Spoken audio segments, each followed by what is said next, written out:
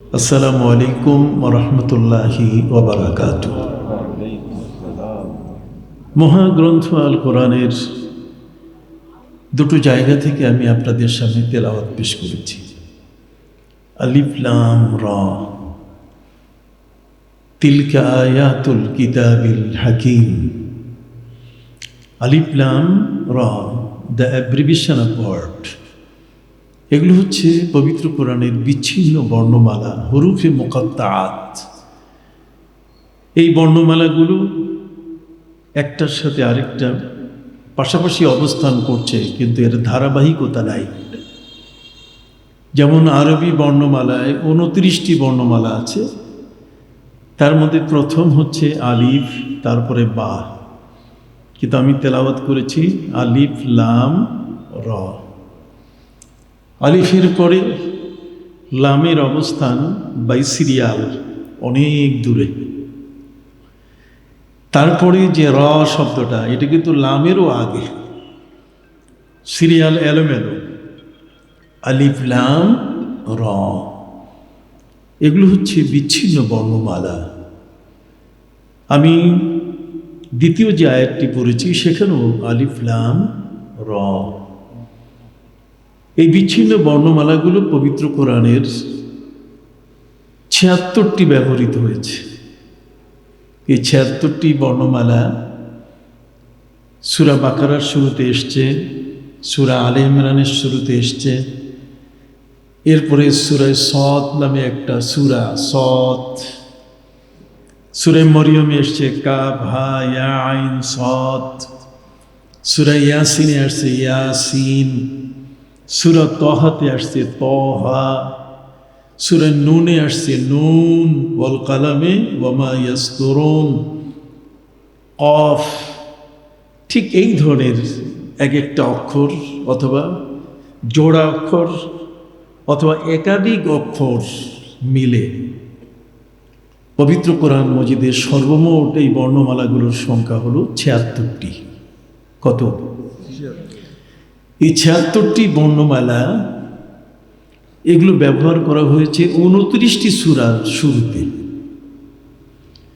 29টি সূরার শুরুতে ব্যবহার করে আল্লাহ তাআলা আমাদেরকে জানিয়ে দিয়েছেন যে আরবি বর্ণমালার অবকাঠামো, একটি বিল্ডিং বানাইলে যেমন নিচে পাইলিং করতে হয়, নিচে খুঁটি দিতে হয়, পিলার করতে হয়, আরবি পুরা ভাষাটার পিলার হচ্ছে 29টি বর্ণমালার উপরে। 29টি সূরা এর শুরুতে আল্লাহ তাআলা দিয়ে আমাদেরকে জানিয়ে দিয়েছেন যে আরবি বর্ণমালা 30টিও হবে না, 28টিও হবে না, হবে কত? 29টি। আপনারা কি আমার কথা বুঝতেছেন? সম্মানিত শুধু এই 76টি বর্ণমালা 29টি সূরার শুরুতে ব্যবহৃত হয়েছে। আমরা যদি যে বর্ণগুলো বারবার ব্যবহার হয়েছে সেগুলোকে ছেড়ে দিই, হিসাবে না আনি, যেমন আলিফ লাম র, আলিফ লাম র এটা দুবার আসছে, আমরা যদি একবার হিসাব করে নিই আলিফ লাম র। ঠিক পবিত্র কোরআন মজিদে আলিফ লাম মিম, তো এখানে আমরা মিমটাকে যদি নেই, আলিফ লামটা বাদ দিয়ে, তাহলে বারবার যে বর্ণটা আসছে, একাধিকবার যে বর্ণগুলো এসছে সেগুলোকে যদি বাদ দেই, তাহলে সর্বমোট বর্ণমালার সংখ্যা দাঁড়াবে 14টা। কয়টা? আপনাদের কথা বলতে হবে, এটা কিন্তু একটা দাখিল মাদ্রাসা। সর্বমোট কয়টা? এখন 14টা হচ্ছে 29টার অর্ধেক। কি বলেন? নেসবাতান 29টির কি অর্ধেক। এই 29টির অর্ধেক 14টি বর্ণমালা ছেড়ে ছেড়ে দিয়ে যদি হিসাবে আনা যায়, তাহলে 76টি বর্ণমালা থেকে আলিফ লাম র কাফ হা ইয়া আইন সাদ সবগুলো মিলে সংখ্যা দাঁড়াবে সর্বমোট 14টা। এই 14টি বর্ণমালার উপরে আরবি ভাষার ফাউন্ডেশন। আরবি এমন কোনো শব্দ নাই যে এই 14টি বর্ণমালার বাইরে আছে। সুবহানাল্লাহ বলেন। এখন প্রশ্ন হলো যে এই 14টি বর্ণমালা অথবা ৭৬টি বর্ণমালা ২৯টি সূরার শুরুতে ব্যবহার করার পেছনে রহস্য, কারণটা কি? এর কারণ হচ্ছে যে পৃথিবী যতদিন কিয়ামতের দিকে এগিয়ে যাচ্ছে তত আধুনিকতা বাড়তেছে। এক সময়কালে আমরা মোবাইল চিনতাম না, মোবাইল সম্পর্কে আমাদের কোনো নলেজ, কোনো ধারণা ছিল না। দূর দূরান্তে কাউকে নিজের বাবা অসুস্থ সেই খবরটা জানাতে আমরা টেলিগ্রাম করতাম। সেই টেলিগ্রামের মাধ্যমে খবর পৌঁছত এবং সেখানে বলা হতো যে your father is serious, come sharp.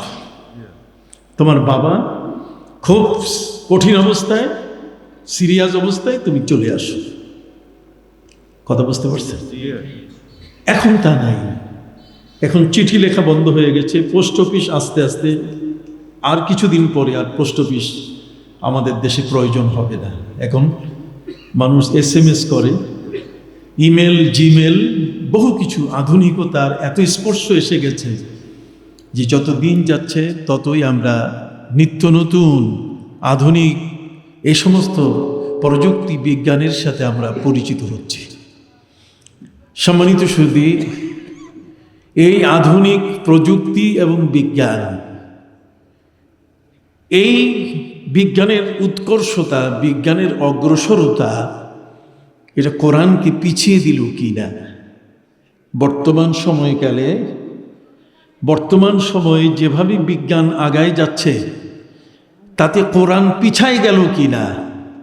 কোরআনের অবস্থানটা কোথায়? আজকে আমি আপনাদের সামনে এই বিষয়গুলো নিয়ে কথা বলব ইনশাআল্লাহ। সম্মানিত সুধী, আপনি জানেন কোরআন হচ্ছে প্রতিদিন, প্রতিটি মুহূর্ত, প্রতিটি সেকেন্ড, প্রতিটি মোমেন্টের জন্য একটি কালজয়ী গ্রন্থ। কোরআন কখনো পিছায় না, কোরআন সবসময় এগিয়ে আছে। জোরে বলেন, কোরআন সবসময় কি এগিয়ে আছে? কিতাবের মধ্যে বলা হয়েছে মাল্লাম ইয়ারিফিল জাহিলিয়া লাম ইয়ারিফিল ইসলাম। যদি কেউ জাহিলিয়ত না বুঝে, জাহিলিয়ত কাকে বলে এটা যদি তার বুঝে না আসে, অজ্ঞতার যুগ, 600 বছরে পুরো নবী রাসূল না আসার কারণে পৃথিবীতে কি তামাশা ঘটেছিল, পৃথিবীতে কি তুল কালাম কাণ্ড ঘটেছিল, সেগুলো যদি মানুষ না জানে তাহলে সে ইসলাম বুঝবে না। মাল্লাম ইয়ারিফিল জাহিলিয়া লাম ইয়ারিফিল ইসলাম। ইসলামকে বুঝতে গেলে তাকে জাহেলিয়ত বুঝতে হবে, আলোটাকে বুঝতে গেলে অন্ধকার বুঝতে হবে। কি বলেন, ঠিক না? এই যে অন্ধকার গেল, আমরা অচল হয়ে গেলাম। তো অন্ধকার ছাড়া আলোকে মূল্যায়ন করতে পারবো না। কথা বুঝতে পারছেন? জাহেলিয়তকে ছাড়া, মূর্খতা ছাড়া, বর্বরতা, পৃথিবীর মধ্যে যে আন্তর্জাতিক সন্ত্রাস, পৃথিবীর মধ্যে যে সকল অন্যায়, যে সকল অবিচার ঘটেছে, সেই অবিচারের ক্ষেত্রে ইসলামের ভূমিকা কি? এই পৃথিবীর আধুনিক বিজ্ঞান যত আকাশেই উঠুক না কেন, কিন্তু কোরআনের চেয়ে আকাশে উঠতে পারে না। সুবহানাল্লাযী আসরা বিআবদিহি লাইলাম মিনাল মসজিদিল হারাম ইলাল মসজিদিল আকসা। মসজিদে আকসা। আবার আল্লাহ পাক রব্বুল আলামিন সুম্মা দানা ফাকানা কাবা কাউসাইনি আও আদনা সুম্মা ইসতাওয়া আলাল আরশ। প্যারা নবী রাসূল করিম সাল্লাল্লাহু আলাইহি ওয়াসাল্লামকে আল্লাহ তাআলা আরশের মেহমান বানিয়ে জগৎসমূহের একজন মহান রসূল, তিলকার রসুল ফাদ্দালনা বাদাহুম আলা বাদ মিনহুম মান কাল্লামাল্লাহু ওয়া রাফা বাদাহুম দারাজাত। আমাদের প্রিয় নবী সাল্লাল্লাহু আলাইহি ওয়াসাল্লামকে সপ্তাকাশের উপরে আরশে আজিমের মেহমান করে আল্লাহ তাআলা বিশ্বজগতের এমন কোনো বিজ্ঞান নাই যা নবীকে দেখানো হয় নাই, নবীকে জানানো হয় নাই। অতএব সেই নবীর উপরে যে মহাগ্রন্থ আল কোরআন নাজিল করা হয়েছে, এটি বুঝবার জন্য নবী করিম সাল্লাল্লাহু আলাইহি ওয়াসাল্লামের জন্য কোনো বিজ্ঞানের ইউনিভার্সিটিতে পড়ার প্রয়োজন নাই। প্রিয় নবী সাল্লাল্লাহু আলাইহি ওয়াসাল্লামকে প্রযুক্তি বিজ্ঞান বোঝার জন্য ওই আমেরিকার বোস্টনে হার্ভার্ড ইউনিভার্সিটিতে পড়ার দরকার নেই, MIT-তে পড়ার দরকার নেই। ঠিক এমনি করে ইংল্যান্ডের ম্যানচেস্টার, অক্সফোর্ড, ক্যামব্রিজ এগুলোতে তার পড়ার দরকার নেই। আমার নবী সাল্লাল্লাহু আলাইহি সাল্লামকে আল্লাহ তাআলা এককভাবে তার শিক্ষার সম্পর্কে আমাদেরকে বলে দিয়েছেন, ওয়া আল্লামাকা মা লাম তাকুন তা'লাম। হে নবী, জগৎ সমূহের যত জ্ঞান আছে এই সব জ্ঞান আমি আপনাকে দান করেছি, আপনাকে আমি শিক্ষা দিয়েছি। নবীজির জ্ঞানের জগতের শিক্ষককে মহান আল্লাহ। যেটা বলেন কে? পৃথিবীর কোনো মানুষকে তার শিক্ষক তিনি বানান নাই। শিক্ষক হলে বলতো মোহাম্মদ তো আমার ছাত্র, মান সম্মানের একটা ব্যাপার আছে। কি বলেন, ঠিক কিনা? আল্লাহ তাআলা নবীর সম্মান কখনো ক্ষুণ্ণ করতে চাননি। যদিও আজকের কিছু কিছু মানুষ বিশাল বড় বড় ডিগ্রি নিয়ে নবীর সম্মানকে হিসাব নিকাশ করে না। নবী পরিবারের আম্মাজান খাদিজা রাদিয়াল্লাহু আনহা সহ হযরতে আলী কাররামাল্লাহু ওয়াজহা, শেরে খোদার মর্যাদা কি, সেটাকে তারা হিসাব নিকাশ না করে কখনো মনে চাইল মাতাল বলে দিল, কখনো মনে চাইল তালাক খাওয়া বুড়ি, কখনো মনে চাইল যা মন চায় তাই বলে। কি বলেন, ঠিক কিনা? এই ধরনের কিছু মানুষ আমাদের সমাজের মধ্যে বিদ্যমান। সম্মানিত সুধী, আলিফ লাম র তিলকা আয়াতুল কিতাবিল হাকিম, the verses of the book of all science। পবিত্র কোরআনের প্রত্যেকটি আয়াত এক একটা মহাবিজ্ঞানের জগৎ। পৃথিবীর মধ্যে আমি যেটাকে নিয়ে কথা বলবো সেখানে কোরআনের অবস্থান আগে। আমি একটি ছোট্ট বিষয় আপনাদেরকে বলতে চাই, যদি আপনারা মন খুলে উত্তর দেন, দিবেন তো? এরকম একটা ফ্যাক্টরি, চতুর্দিকে বন্ধ, দুইজন ব্যক্তি এই ফ্যাক্টরিতে কি আছে না আছে সে বিষয়গুলো নিয়ে তারা গবেষণা করছেন। একজনের কাছে আছে ক্যাটালগ। কি আছে? আবার বলেন, কি আছে? ক্যাটালগ মানে কোন জিনিসটা কিভাবে তৈরি হয়েছে। আপনার যদি একটা মোবাইল কিনেন তার সাথে কিন্তু একটা ক্যাটালগ দেওয়া থাকে, কিভাবে এটা চালাবেন, কিভাবে এটা বন্ধ করবেন, এর পার্টস কোনটার সাথে কি, এগুলো জানবেন। একজন লোক এটার ভিতরে ঢুকে সে নিজে নিজে, কোনো ক্যাটালগ নাই, এটা থেকে একটা আবিষ্কার করলো, এটা থেকে আরেকটা আবিষ্কার করলো ইত্যাদি। তার মানে সে আকাশের প্লেন আবিষ্কার করলো, ওই নদীর উপরে সে বিশাল বড় জাহাজ তৈরি করলো। এই সব কিছু তৈরি করে সে তাকে প্রমাণ করলো যে আমি এগুলোর সবগুলোর আমি ক্রিয়েটার, সবগুলোর আমি আবিষ্কারক, এটার সৃষ্টিকর্তা আমি। সম্মানিত শুধু সেই মানুষটি নিজে নিজে বুদ্ধি করে করে এগুলো জিনিস বানালো, কিন্তু এখনো অনেক কিছু তার বানানোর কি আছে, বাকি আছে। তার পাশে আরেকজন ব্যক্তি বলল ক্যাটালগে, দেখো তুমি যেটা বানাইছো আমার ক্যাটালগে আগেই দেওয়া আছে। সুবহানাল্লাহ বলেন। তুমি যেটা সৃষ্টি করেছো, তুমি যেটা তৈরি করেছো, সেটা আমার ক্যাটালগে আগেই কি দেওয়া আছে। আসেন দেখি ক্যাটালগটা কোথায়। আমি আমার ভাইদের খেদমতে আরজ করতে চাই, আপনি যদি কোনো জমি রেজিস্ট্রি করার জন্য কোনো রেজিস্ট্রেশন কমপ্লেক্স, আপনি যদি জমি রেজিস্ট্রি করার জন্য কোনো সাব রেজিস্ট্রি অফিসে যান, সেখানে সাব রেজিস্ট্রার আপনার জমিন দলিল যেটা আছে এটা চেক করবে, এটা টিক চিহ্ন দিবে পেন্সিল দিয়ে, কতক্ষণ না, বল পেন দিয়ে না, বল পেন, ফাউন্টেন পেন আর পেন্সিল, এগুলো এক একটার এক এক বিশাল ব্যাখ্যা। ওয়াল কলমে ওয়া মা ইয়াসতুরুন, পবিত্র কোরআনে আল্লাহ কলমের কথা বলছেন। এই কলমটা কোনটা? এটা ফাউন্টেন পেন, কথা বলছেন নাই? এটা কি বল পেন না এটা পেন্সিল, কোনটা? আমরা একের পরে এক বিষয়গুলো নিয়ে কথা বলবো, কথা বুঝতে পারছি? তাহলে আপনি বুঝতে পারবেন যে এই দাখিল মাদ্রাসাটা কেন দরকার।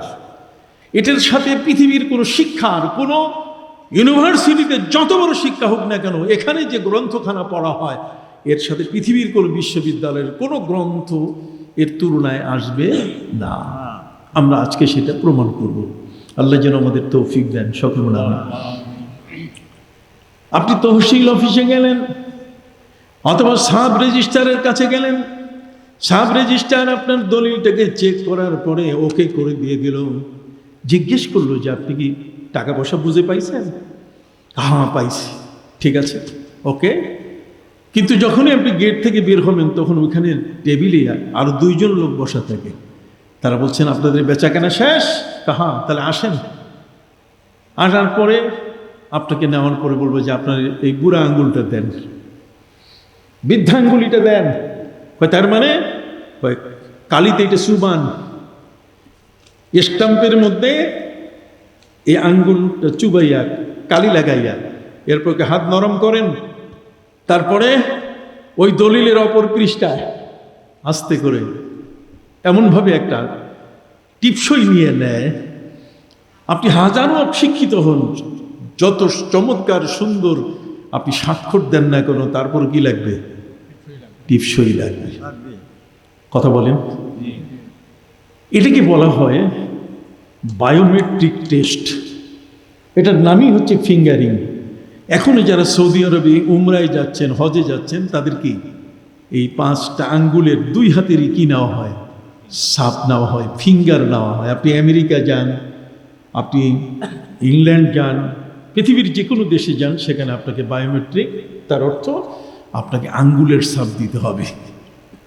সম্মানিত সুধী, এই আঙ্গুলের ছাপটা এটা আপনি আবিষ্কার করলেন যে আঙ্গুলের ছাপ দিতে হবে। আপনি একজন আবিষ্কারক, কোনো সন্দেহ নাই। আপনি দাবি করছেন যে এটার বর্তমান, এটার প্রথম প্রচলন আমি করেছি, কথা কোন। কিন্তু আরেকজন যার কাছে ক্যাটালগ আছে, সে ক্যাটালগ ওয়ালা বলছে যে না, তুমি যেটা আবিষ্কার করছো এটা তো আমার ক্যাটালগে আগেই আছে। আসেন দেখি ভাইরা আমার, ক্যাটালগ কোনটা? সেই ক্যাটালগ হলো মহাগ্রন্থ আল কোরআন।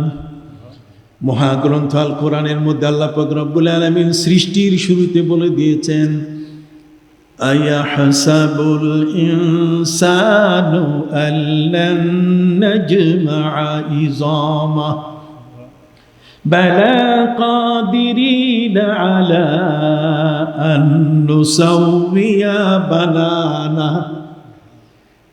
পবিত্র কোরআন মজিদ আল্লাহ পাক রব্বুল আলামিন বলেন, মানুষ কি মনে করে আমি তার এই যে দেহ মরে যাওয়ার পরে তার হাড়গুলো বিচ্ছিন্ন হয়ে গেল।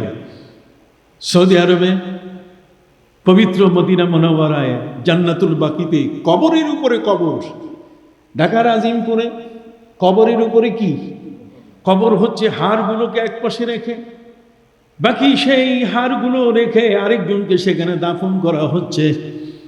আল্লাহ বলেন, আয়াহসাবুল ইনসানু আল্লাল নাজমা'a ইযামা। মানুষ কি মনে করে যে তার হাড়গুলোকে একত্রিত করে আবার আমি তাকে পূর্বের রূপে আনতে পারবো না? সে কি মনে করে? কথা বুঝতে পারছেন?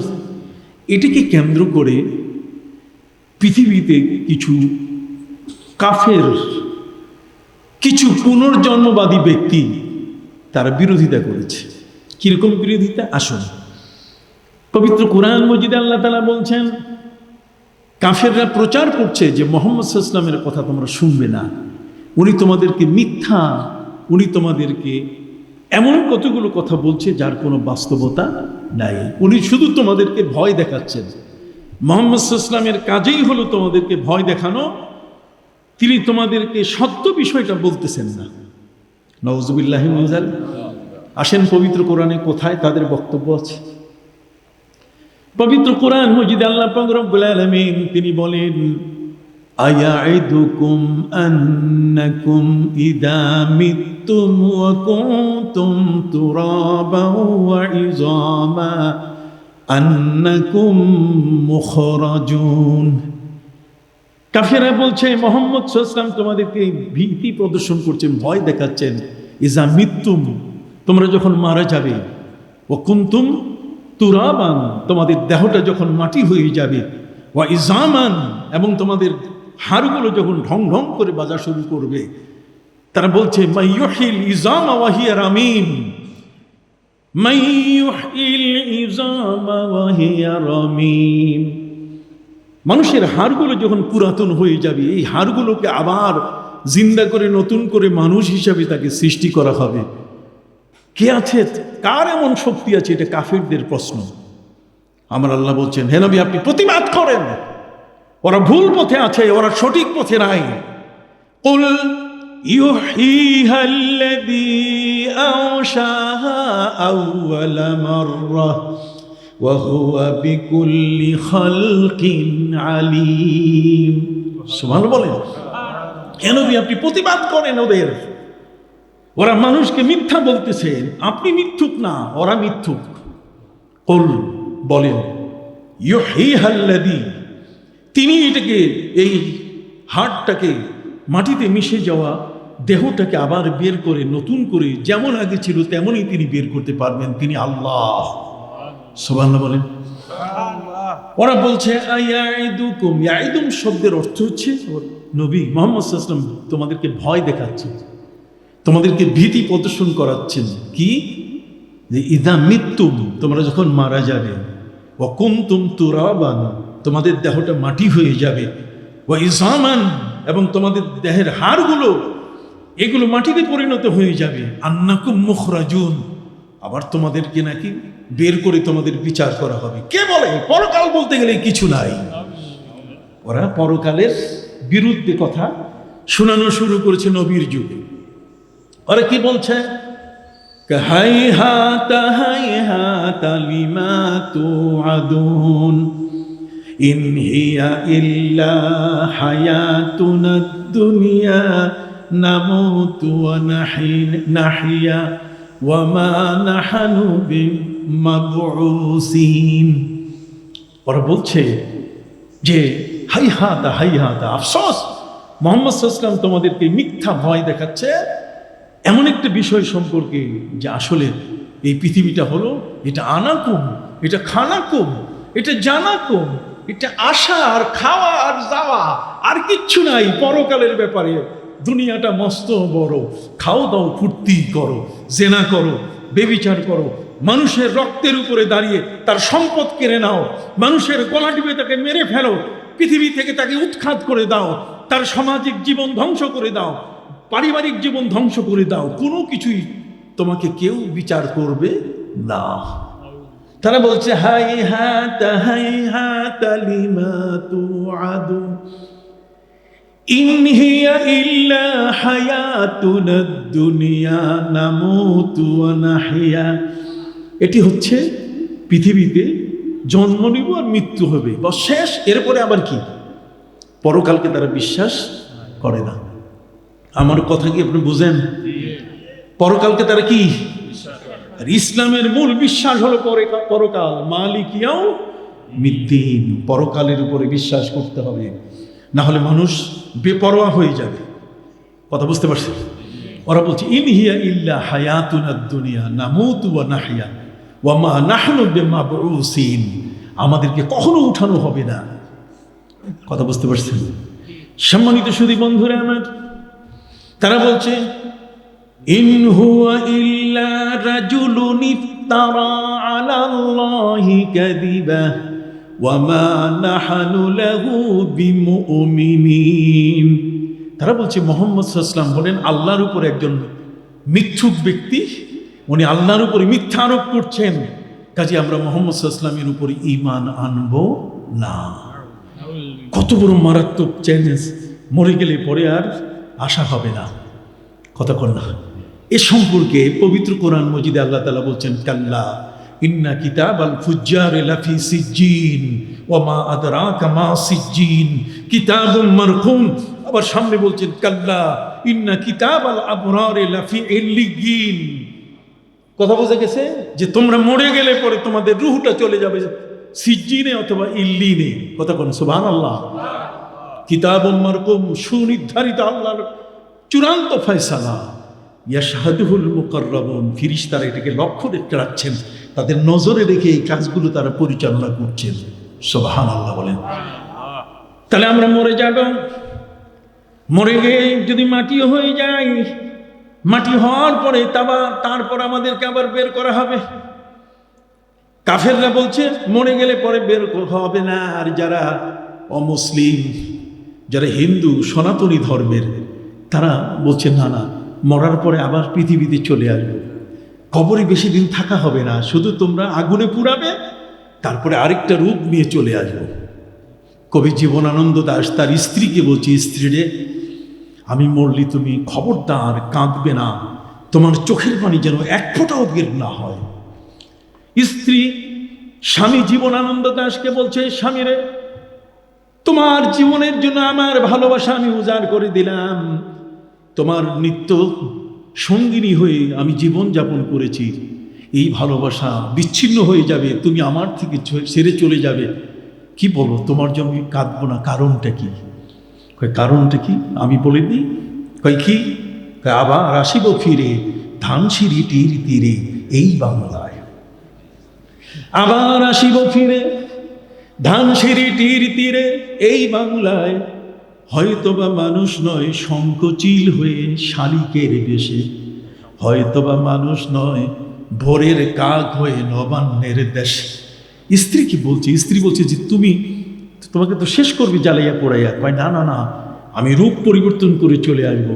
কয় তাহলে তোমাকে দেখবো কেমনি যে তুমি আমার স্বামী, তোমার রূপ হবে কি?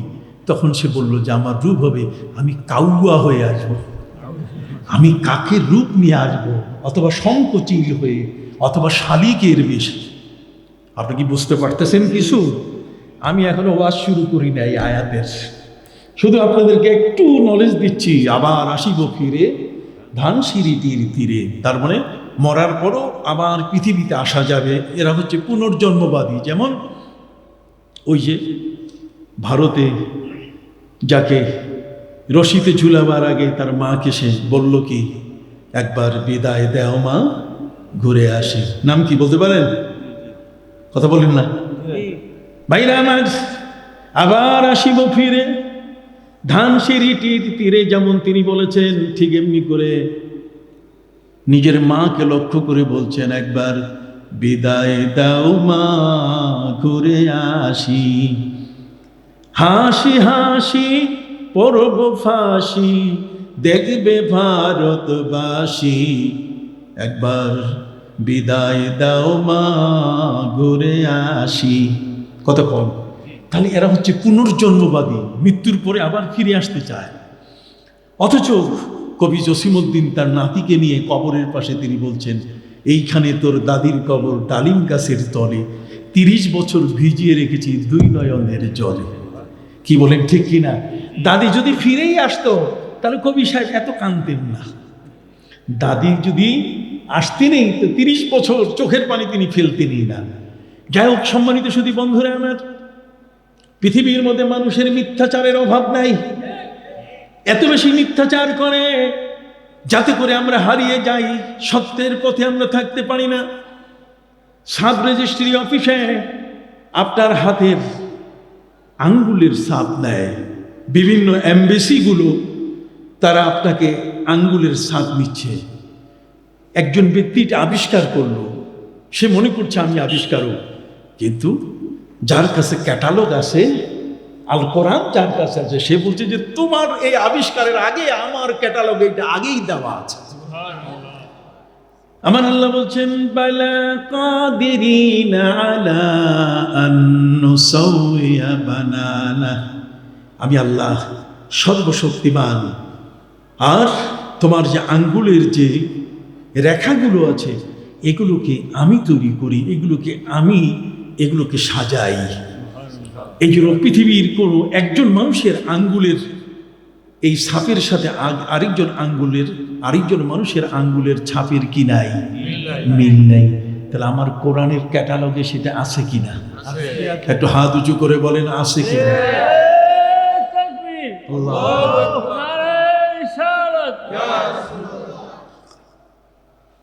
সম্মানিত সুধী, আসুন আমাদের প্রিয় নবী সাল্লাল্লাহু আলাইহি ওয়াসাল্লাম, তিনি হলেন এমন এক মহান রসুল। আমার আল্লাহ বলেন, আমার নবীকে আমি যা শিক্ষা দিয়েছি এই পৃথিবীর কোনো কিছু বাদ রাখি নাই। প্রিয় নবী সাল্লাল্লাহু আলাইহি ওয়াসাল্লাম তিনি বলেন, আল্লামানি রব্বি ফাআহসানা তালিমি ওয়া আদ্দাবানি রব্বি ফাআহসানা তাদিবি। আমার আল্লাহ আমাকে সর্বোত্তম শিক্ষা দান করেছেন, অতএব জ্ঞান ভাণ্ডারের এমন কোনো জায়গা বাকি নাই তোমরা আমি নবীকে প্রশ্ন করলে আমি উত্তর দিতে পারবো না। প্রতিটি বিষয়ের উত্তর তোমাদের কাছে আমি দিতে পারবো। আল্লাহ আমাকে সেই শক্তি দান করেছেন।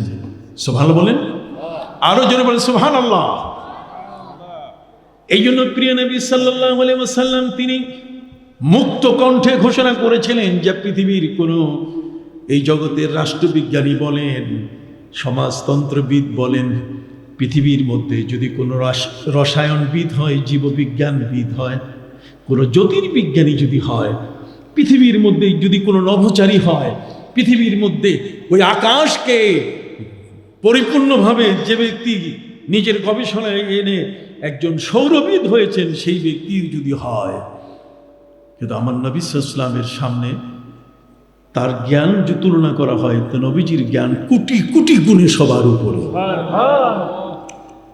পৃথিবীর মধ্যে কোনো ডাক্তারকে যদি বলা হয়, বলুন তো দেখি, যেই মাটির উপরে আমরা আজকে বাস করছি, যেই মাটির উপরে আমাদের বাগান, যে মাটির উপরে আমাদের পাহাড় নদী, কথা কন্যা, যেই মাটির উপরে আমাদের ফসলাদি, যেই মাটির উপরে আমাদের রাস্তাঘাট, বড় বড় বিল্ডিং আমরা করেছি, সেই বিল্ডিং যে মাটিগুলোর আছে, সেই মাটিগুলো সৃষ্টি হয়েছে কি দিয়ে? বলো, মাটির সৃষ্টির মূল রহস্য কোথায়?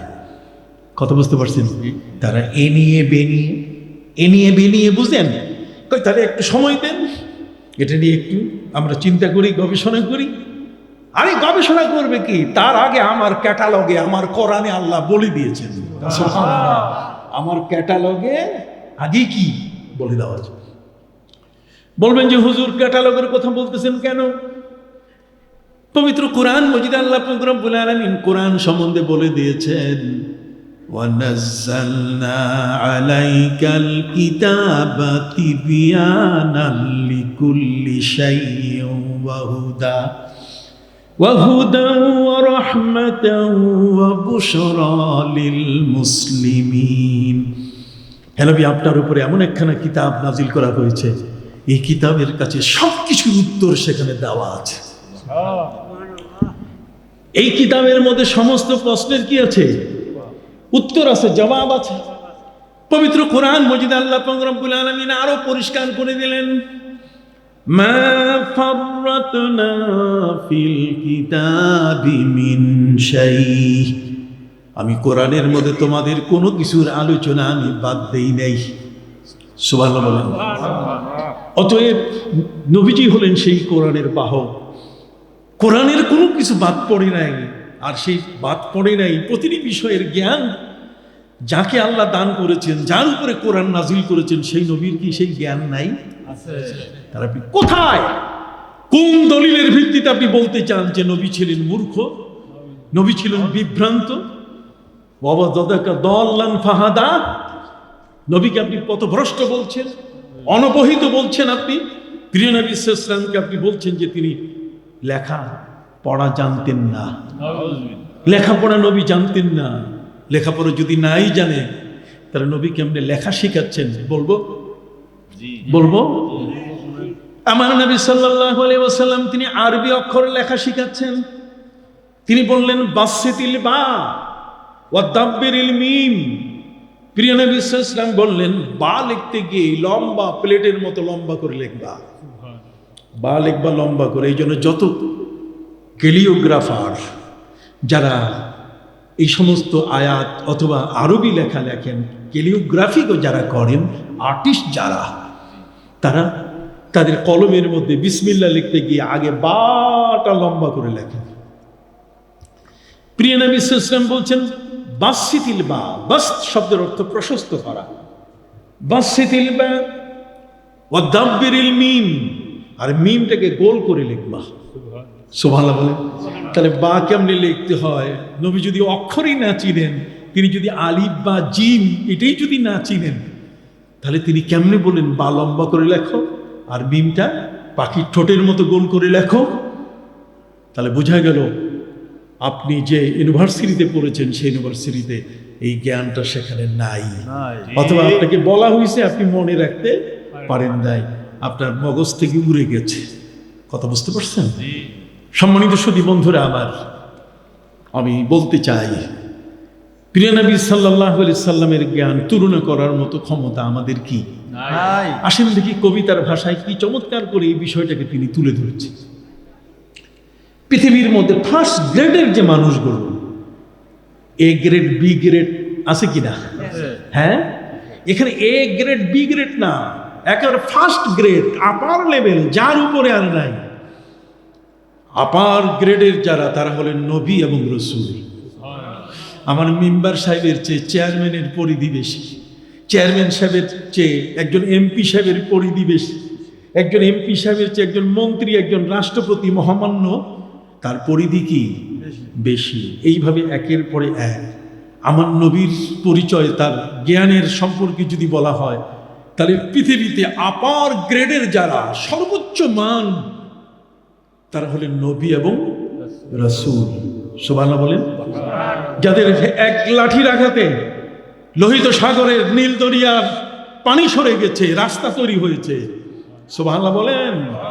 যাদের হাতের ইশারায় আকাশের চাঁদ দ্বিখণ্ডিত হয়ে গেছে, সেই নবী এবং রসুল যারা, তাদের তো আঙ্গুলের শক্তি কম নয়। তোমরা এই পৃথিবী থেকে কখনো আকাশের চাঁদকে দুই টুকরা করার মতো শক্তি রাখো না। সুবহানাল্লাহ বলেন। সম্মানিত সুধী বন্ধুরা আমার, ডুবে যাওয়া সূর্যকে আবার আসর বানানোর ক্ষমতা তোমাদের কি?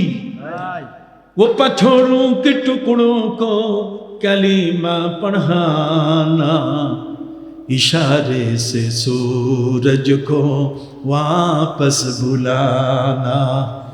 वो पत्थरों के टुकड़ों को कलीमा पढ़ाना, इशारे से सूरज को वापस बुलाना। दरख्तों को अपना कदम पे झुकाना, ये हुकूमत नहीं है तो फिर और क्या है। সুবহানাল্লাহ বলেন। হাতে আবু জাহেল বড়ই রেখেছিল, নবী বলছেন পাথর, পাথরই হয়ে গেছে, বড়ই আর বড়ই থাকে নাই। ডুবে যাওয়া সূর্য কি হয়েছে? হযরত আলীর জন্য আসর হয়ে গেছে। পাঁচ গাছপালা নবীর কদমে ঝুঁকে পড়েছে। এটি হচ্ছে তার শাসন ক্ষমতা। সুবহানাল্লাহ বলেন। সম্মানিত সুধী, সেই প্রিয় নবী সাল্লাল্লাহু আলাইহি সাল্লাম কেমন?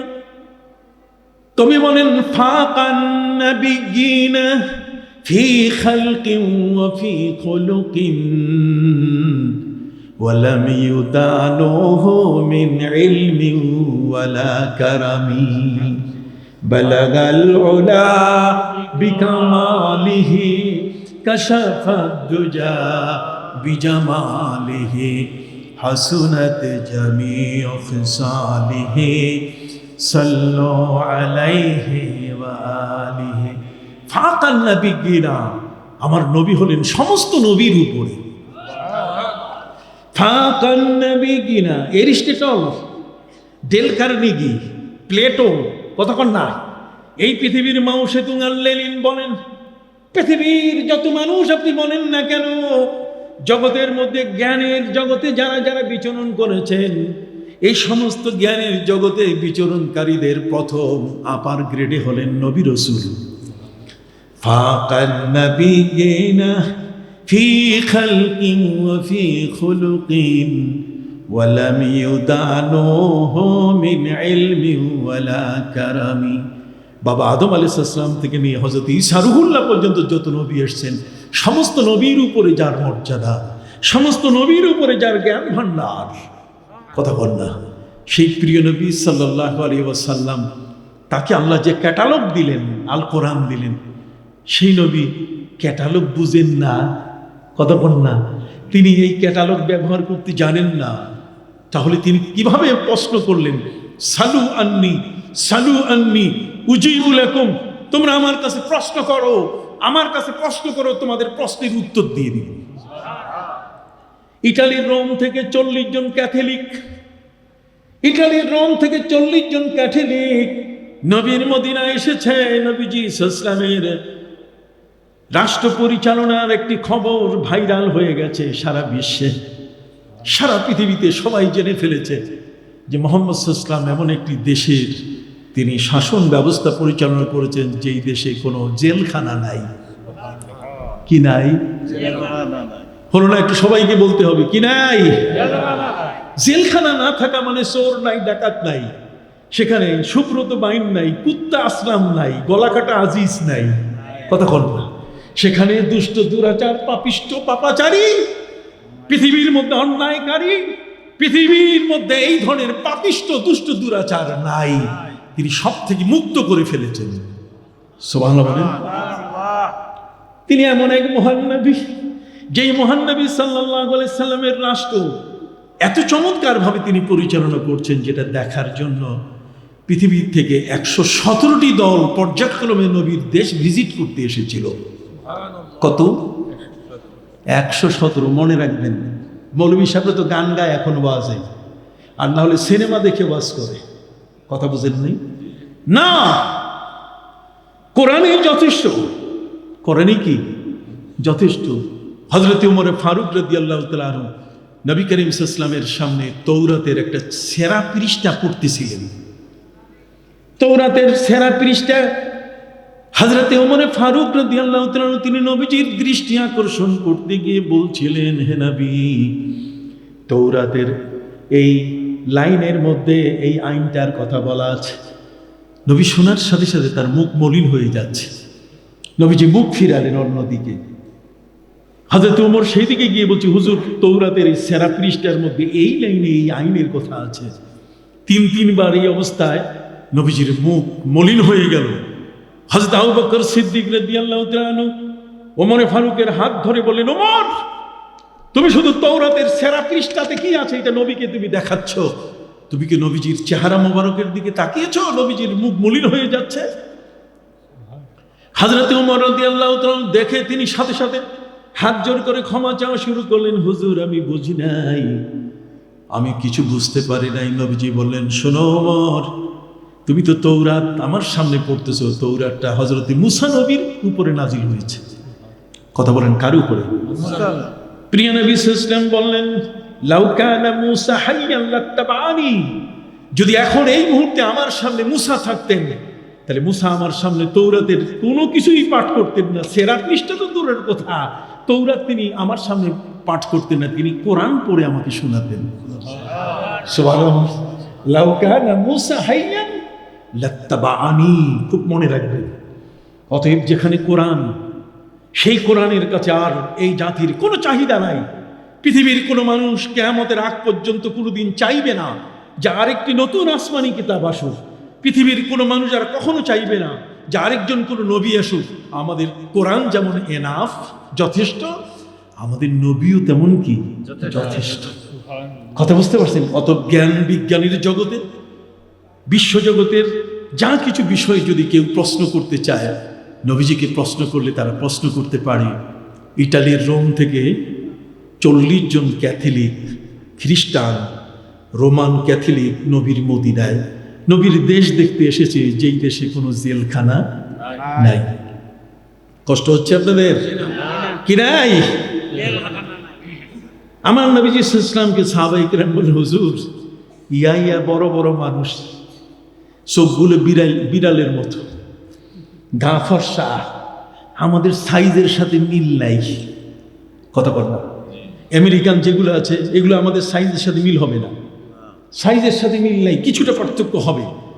প্রিয় নবী সাল্লাল্লাহু আলাইহি ওয়াসাল্লামকে তারা বললেন যে ওরা এসছে আপনার সাথে সাক্ষাৎ করতে, নবীজি একটু সাক্ষাতের ব্যবস্থা হবে কিনা, তারা আপনাকে ভিজিট করতে এসছে আপনার দেশ। নবীজি বলছেন, আগে মেহমানকে আদর করো, বসতে দাও। সুবহানাল্লাহ। সাহাবায়ে কেরাম বলেন, হুজুর, মেহমানকে বসাবো কোথায়? আপনার তো কোনো গেস্ট হাউস নাই, রেস্ট হাউস নাই, আপনার কোনো বাংলো নাই, আপনার ঘরের মধ্যে এমন কোনো লিভিং রুম, কথা বুঝে গেছে, আপনার যে খুব বড় ধরনের কিছুই নাই। আপনার সাথে আম্মাজান খাদিজাতুল কুবরা যখন বিয়ে বসলেন, তখন আরবের মেয়েরা আম্মাজান খাদিজাকে টিটকারি করেছিল, মজাক করেছিল, ক্রিটিসাইজ করেছিল যে তুমি জম্মের ঠকা ঠকছো, এত টাকা এত পয়সা খাদিজা, তোমার অর্থের অভাব নাই, আর তুমি এমন একজনকে বিয়ে করলে যার ঘরের বিছানার চাদরটা সেরা, যার ঘরের বিছানার চাদর কি সেরা, ফাটা। তার সাথে তুমি বিয়ে বসছো, তুমি জম্মের ঠকা ঠকছো। হযরত আম্মা জান খাদিজাতুল কুবরা রাদিয়াল্লাহু তাআলা তিনি বললেন, আমার চোখ দিয়ে দেখো, আমি জম্মের ঠকা ঠকি নাই, বরং জম্মের জিতা জিতছি। আমার সে বেশি কেউ জিততে পারি নাই। নবী আমার ঘরের সাথী, সুবহানাল্লাহ বলেন। আমি আমার জীবনে তাকে ইনটেক পেয়েছি, যদিও এর আগে আমার দুবার বিবাহ হয়েছে, আমার সন্তানরা তার মাধ্যমে, সুবহানাল্লাহ বলেন। অতএব সম্মানিত সুধী, হযরত আম্মা জান খাদিজা তিনি উত্তর দিলেন। প্রিয় নবী সাল্লাল্লাহু আলাইহি ওয়াসাল্লামের কাছে সাহাবায়ে কেরাম বলেন, হুজুর এই মেহমানদের বসাবো কোথায়? আমাদের তো বসাবার এমন কোনো সুন্দর সোফা সেট, কতক্ষণ না সাজানো চেয়ার, একটি সুন্দর ঘর কিছুই নাই। নবীজি তাদেরকে আমরা একটা খেজুরের গাছের নিচে, খেজুরের ছায়ার নিচে বসতে দেব। নবীজি বলছেন, নো নো নো, তোমরা কি জানো না, আল্লাহ যদি কোনো জাতির উপরে খুশি হয় তাহলে সেই জাতির উপরে বৃষ্টি তিনি নাজিল করেন, আর যখন আরো বেশি খুশি হয় তখন তাদের ঘরে মেহমান পাঠাই দেন, আর যদি কোনো পরিবারের উপরে বেশি খুশি হন তখন তাদেরকে কন্যা সন্তান দান করেন। অতএব আল্লাহ খুশি যাদের ঘরে মেহমান এসছে। এরা আমার 40 জন মেহমান ইটালির রোম থেকে এসছে, এদেরকে আরো ভালো জায়গায়, বেটার আরেকটা প্লেসে তাদেরকে বসতে দাও। সাহাবায়ে কেরাম বলল, হুজুর বেটার প্লেস পাবো কই? সূর্য যখন ঢলে যায় তখন পাহাড়ের গা ঘেঁষে ছায়া পড়ে, ছায়াটা ঠান্ডা, মেহমানদের বসতে দে। নবীজি বলছেন, ন, এর চেয়ে ভালো জায়গা তালাশ কর। সাহাবায়ে কেরামের আদব ছিল, নবীজি যখন কোনো বিষয় 2 বার ডিনাই করতেন, নাকচ করে দিতেন, 2 বার তিনি নাকচ করলেন। খেজুরের গাছের নিচেও বসতে দেওয়া যাবে না, ঘাসের উপরে, আবার পাহাড়ের পাশে গা ঘেঁষা ছায়াও তাদেরকে বসতে দেওয়া যাবে না। তখন তারা বললেন, হুজুর আল্লাহ এবং আল্লাহ রসুল ভালো জানেন এই 40 জন মেহমানকে তারা কোথায় বসাবেন। নবীজি বলেন, বসাবার জায়গা পাও না, যাও তোমরা বেলালকে ডাক দাও। হযরত বিলাল রাদিয়াল্লাহু তাআলাকে নবীজি ডাক দেওয়ার সাথে সাথে তিনি লাব্বাইক ওয়া সাদাইক বলে নবীর সম্মুখে হাজির। নবীজি বললেন, বেলাল আমার এই মসজিদের চাবি কার কাছে? বেলাল বলছে, হুজুর আমার কাছে। নবীজি বলছেন, আমার মসজিদের দুয়ার খুলে দাও, আর 40 জন রোমান ক্যাথলিক খ্রিস্টানকে আমার মসজিদে বসতে দাও। সুবহানাল্লাহ বলেন, আরো জোরে বলেন সুবহানাল্লাহ। পৃথিবীর বিরল ঘটনা। এই পৃথিবীতে ইসলাম যেভাবে অমুসলিমদেরকে হ্যামারিং করেছে, যেভাবে তাদেরকে দৃষ্টান্তমূলক বিষয়গুলো দেখিয়ে দিয়ে, আঙ্গুল দিয়ে দেখে দিয়ে মেহমানের আদর যত্ন, ন্যায় বিচার, কতক্ষণ না জগতের মহাবিজ্ঞানের সব খুঁটিনাটি ব্যাপার নবীজি যেভাবে দেখিয়ে দিয়েছিলেন, এই পৃথিবীতে আর অন্য কারো পক্ষে সেটা দেখানো সম্ভব হয় নাই। প্রিয় নবী সাল্লাল্লাহু আলাইহি ওয়াসাল্লাম তিনি 40 জন খ্রিস্টানকে বসতে দিলেন কোথায়? মসজিদে। সুবহানাল্লাহ বলবেন না? আমাদের কোনোদিন সিনাগগে বসতে দিবে না। সিনাগগ বুঝেন? সিনাগগ হচ্ছে ইহুদিদের উপাসনালয়। আমাদেরকে খ্রিস্টানের গির্জায় সহজে প্রবেশ করতে দিবে না। আমাদের মন্দিরে যদি কেউ প্রবেশ করে তাহলে ওই পীড়াটাই 7 বার ধুয়ে ফেলবে। কথা বুঝলেন? কিন্তু তাদেরকে বসতে দেওয়া হলো কোথায়? মসজিদে। সুবহানাল্লাহ বলেন। প্রিয় নবী সাল্লাল্লাহু আলাইহি ওয়াসাল্লাম তাদের সাথে দেখা দিতে মসজিদে ঢুকলেন। ঢোকার পরে তিনি তাদের কাছে পরিচয় নিলেন, আপনারা কে, কোত্থেকে এসেছেন? তারা পরিচয় দিলেন, আমরা আপনার দেশের ভিজিটার্স, এমন একটি দেশ যে দেশে চোর নাই, ডাকাত নাই, জেলখানা নাই, আমরা দেশটা দেখতে এসেছি। অতএব আমরা ইটালির রোম থেকে এসেছি, আমরা খ্রিস্টান। এক এক করে বাই সিরিয়াল তার পরিচয় দিচ্ছেন, আমি অর্থমন্ত্রী, আমি সমাজ কল্যাণ মন্ত্রী, কতক্ষণ না একের পরে এক দেখা গেল যে তারা বড় বড় ইউনিভার্সিটির ভাইস চ্যান্সেলর, ওরা ওই ইটালির বড় বড় মন্ত্রী, বড় বড় পদস্থ ব্যক্তিবর্গ। নবী করিম সাল্লাল্লাহু আলাইহি ওয়াসাল্লাম তাদের সাথে কুশল বিনিময় করার পরে বললেন, কিছু জানতে চাইলে বলেন। তখন একযোগে 40 জন ক্যাথলিক তারা বলল যে না, কোনো প্রশ্ন নাই, আজকে জিজ্ঞাসা করার মতো কিছু নাই। নবীজি বললেন, কেন?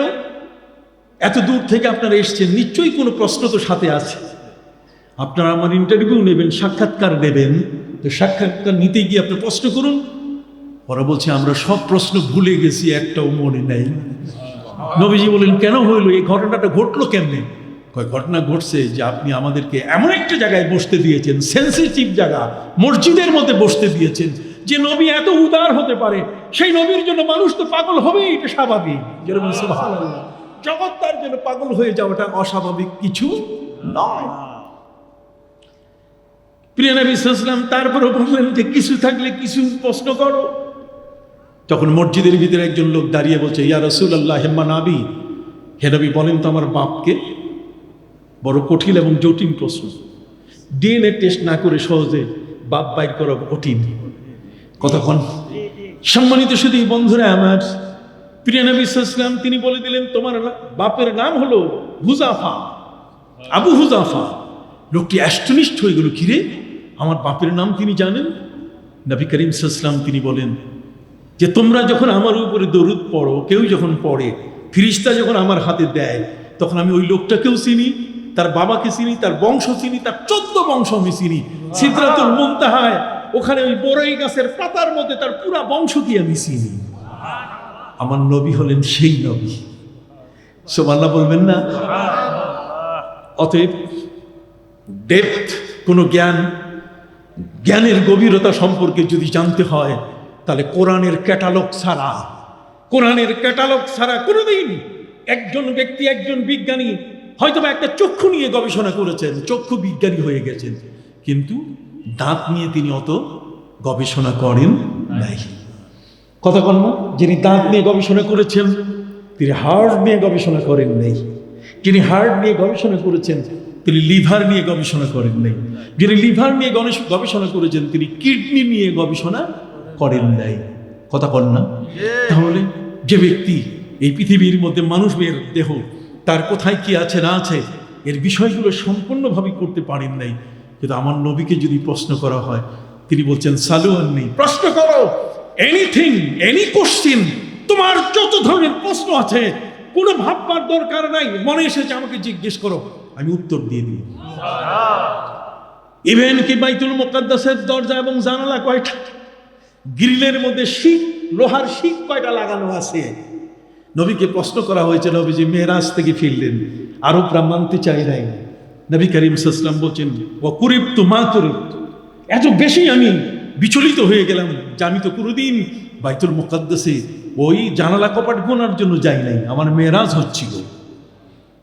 আল্লাহ বললেন, হে নবী কোনো চিন্তার কারণ নেই, আমি তো সব রিলে করে দেখাবো, টেলিভিশনের আয়নার মতো সব চোখের সামনে হাজির করে দিব। আপনি বলে দেন জানালা কয়টা, কপাট কয়টা, ইভেন যদি প্রত্যেকটা গ্রিল সম্বন্ধে জিজ্ঞাসা করে তাও নাম্বার উঠবে, আর আপনি সাথে সাথে বলে দিয়ে দেন। সুবহানাল্লাহ বলেন। অতএব সম্মানিত সুধী, মহাগ্রন্থ কোরআনের ক্যাটালগে কি আছে এই বিষয়ের আলোচনা অনেক লম্বা।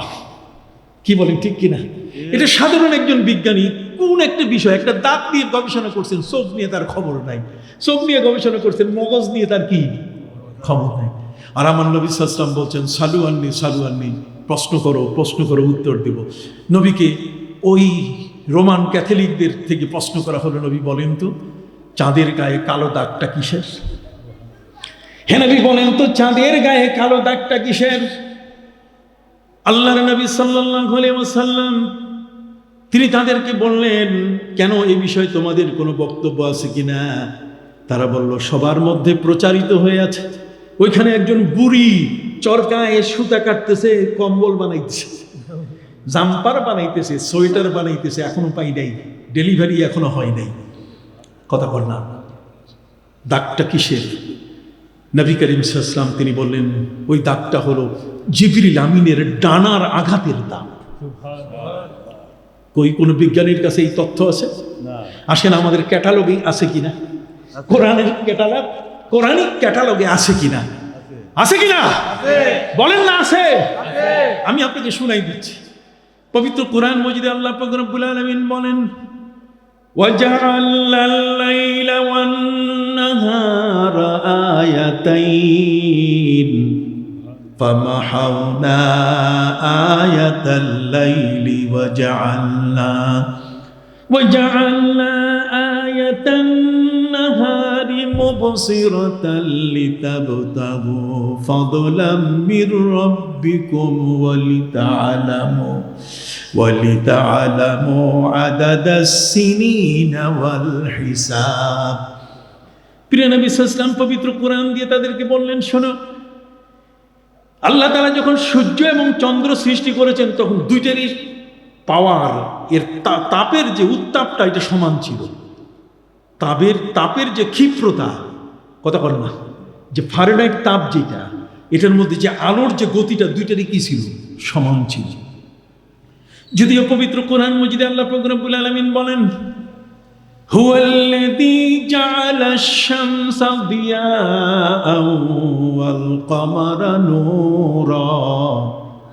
আল্লাহ বলেন, ওই মহান সত্তা যিনি সূর্যকে প্রদীপ বানিয়ে দিয়েছেন। সূর্যকে কি লাইট বানাই দিয়েছেন, হ্যাঁ, ওয়াল কামারা নূরা, আর চন্দ্রটাকে তিনি আলোকিত পাত্র, রেডিয়াম লাইট বানাই দিয়েছেন। জোরে বলেন সুবহানাল্লাহ। একটু দরুদ শরীফ পড়েন, সাল্লাল্লাহু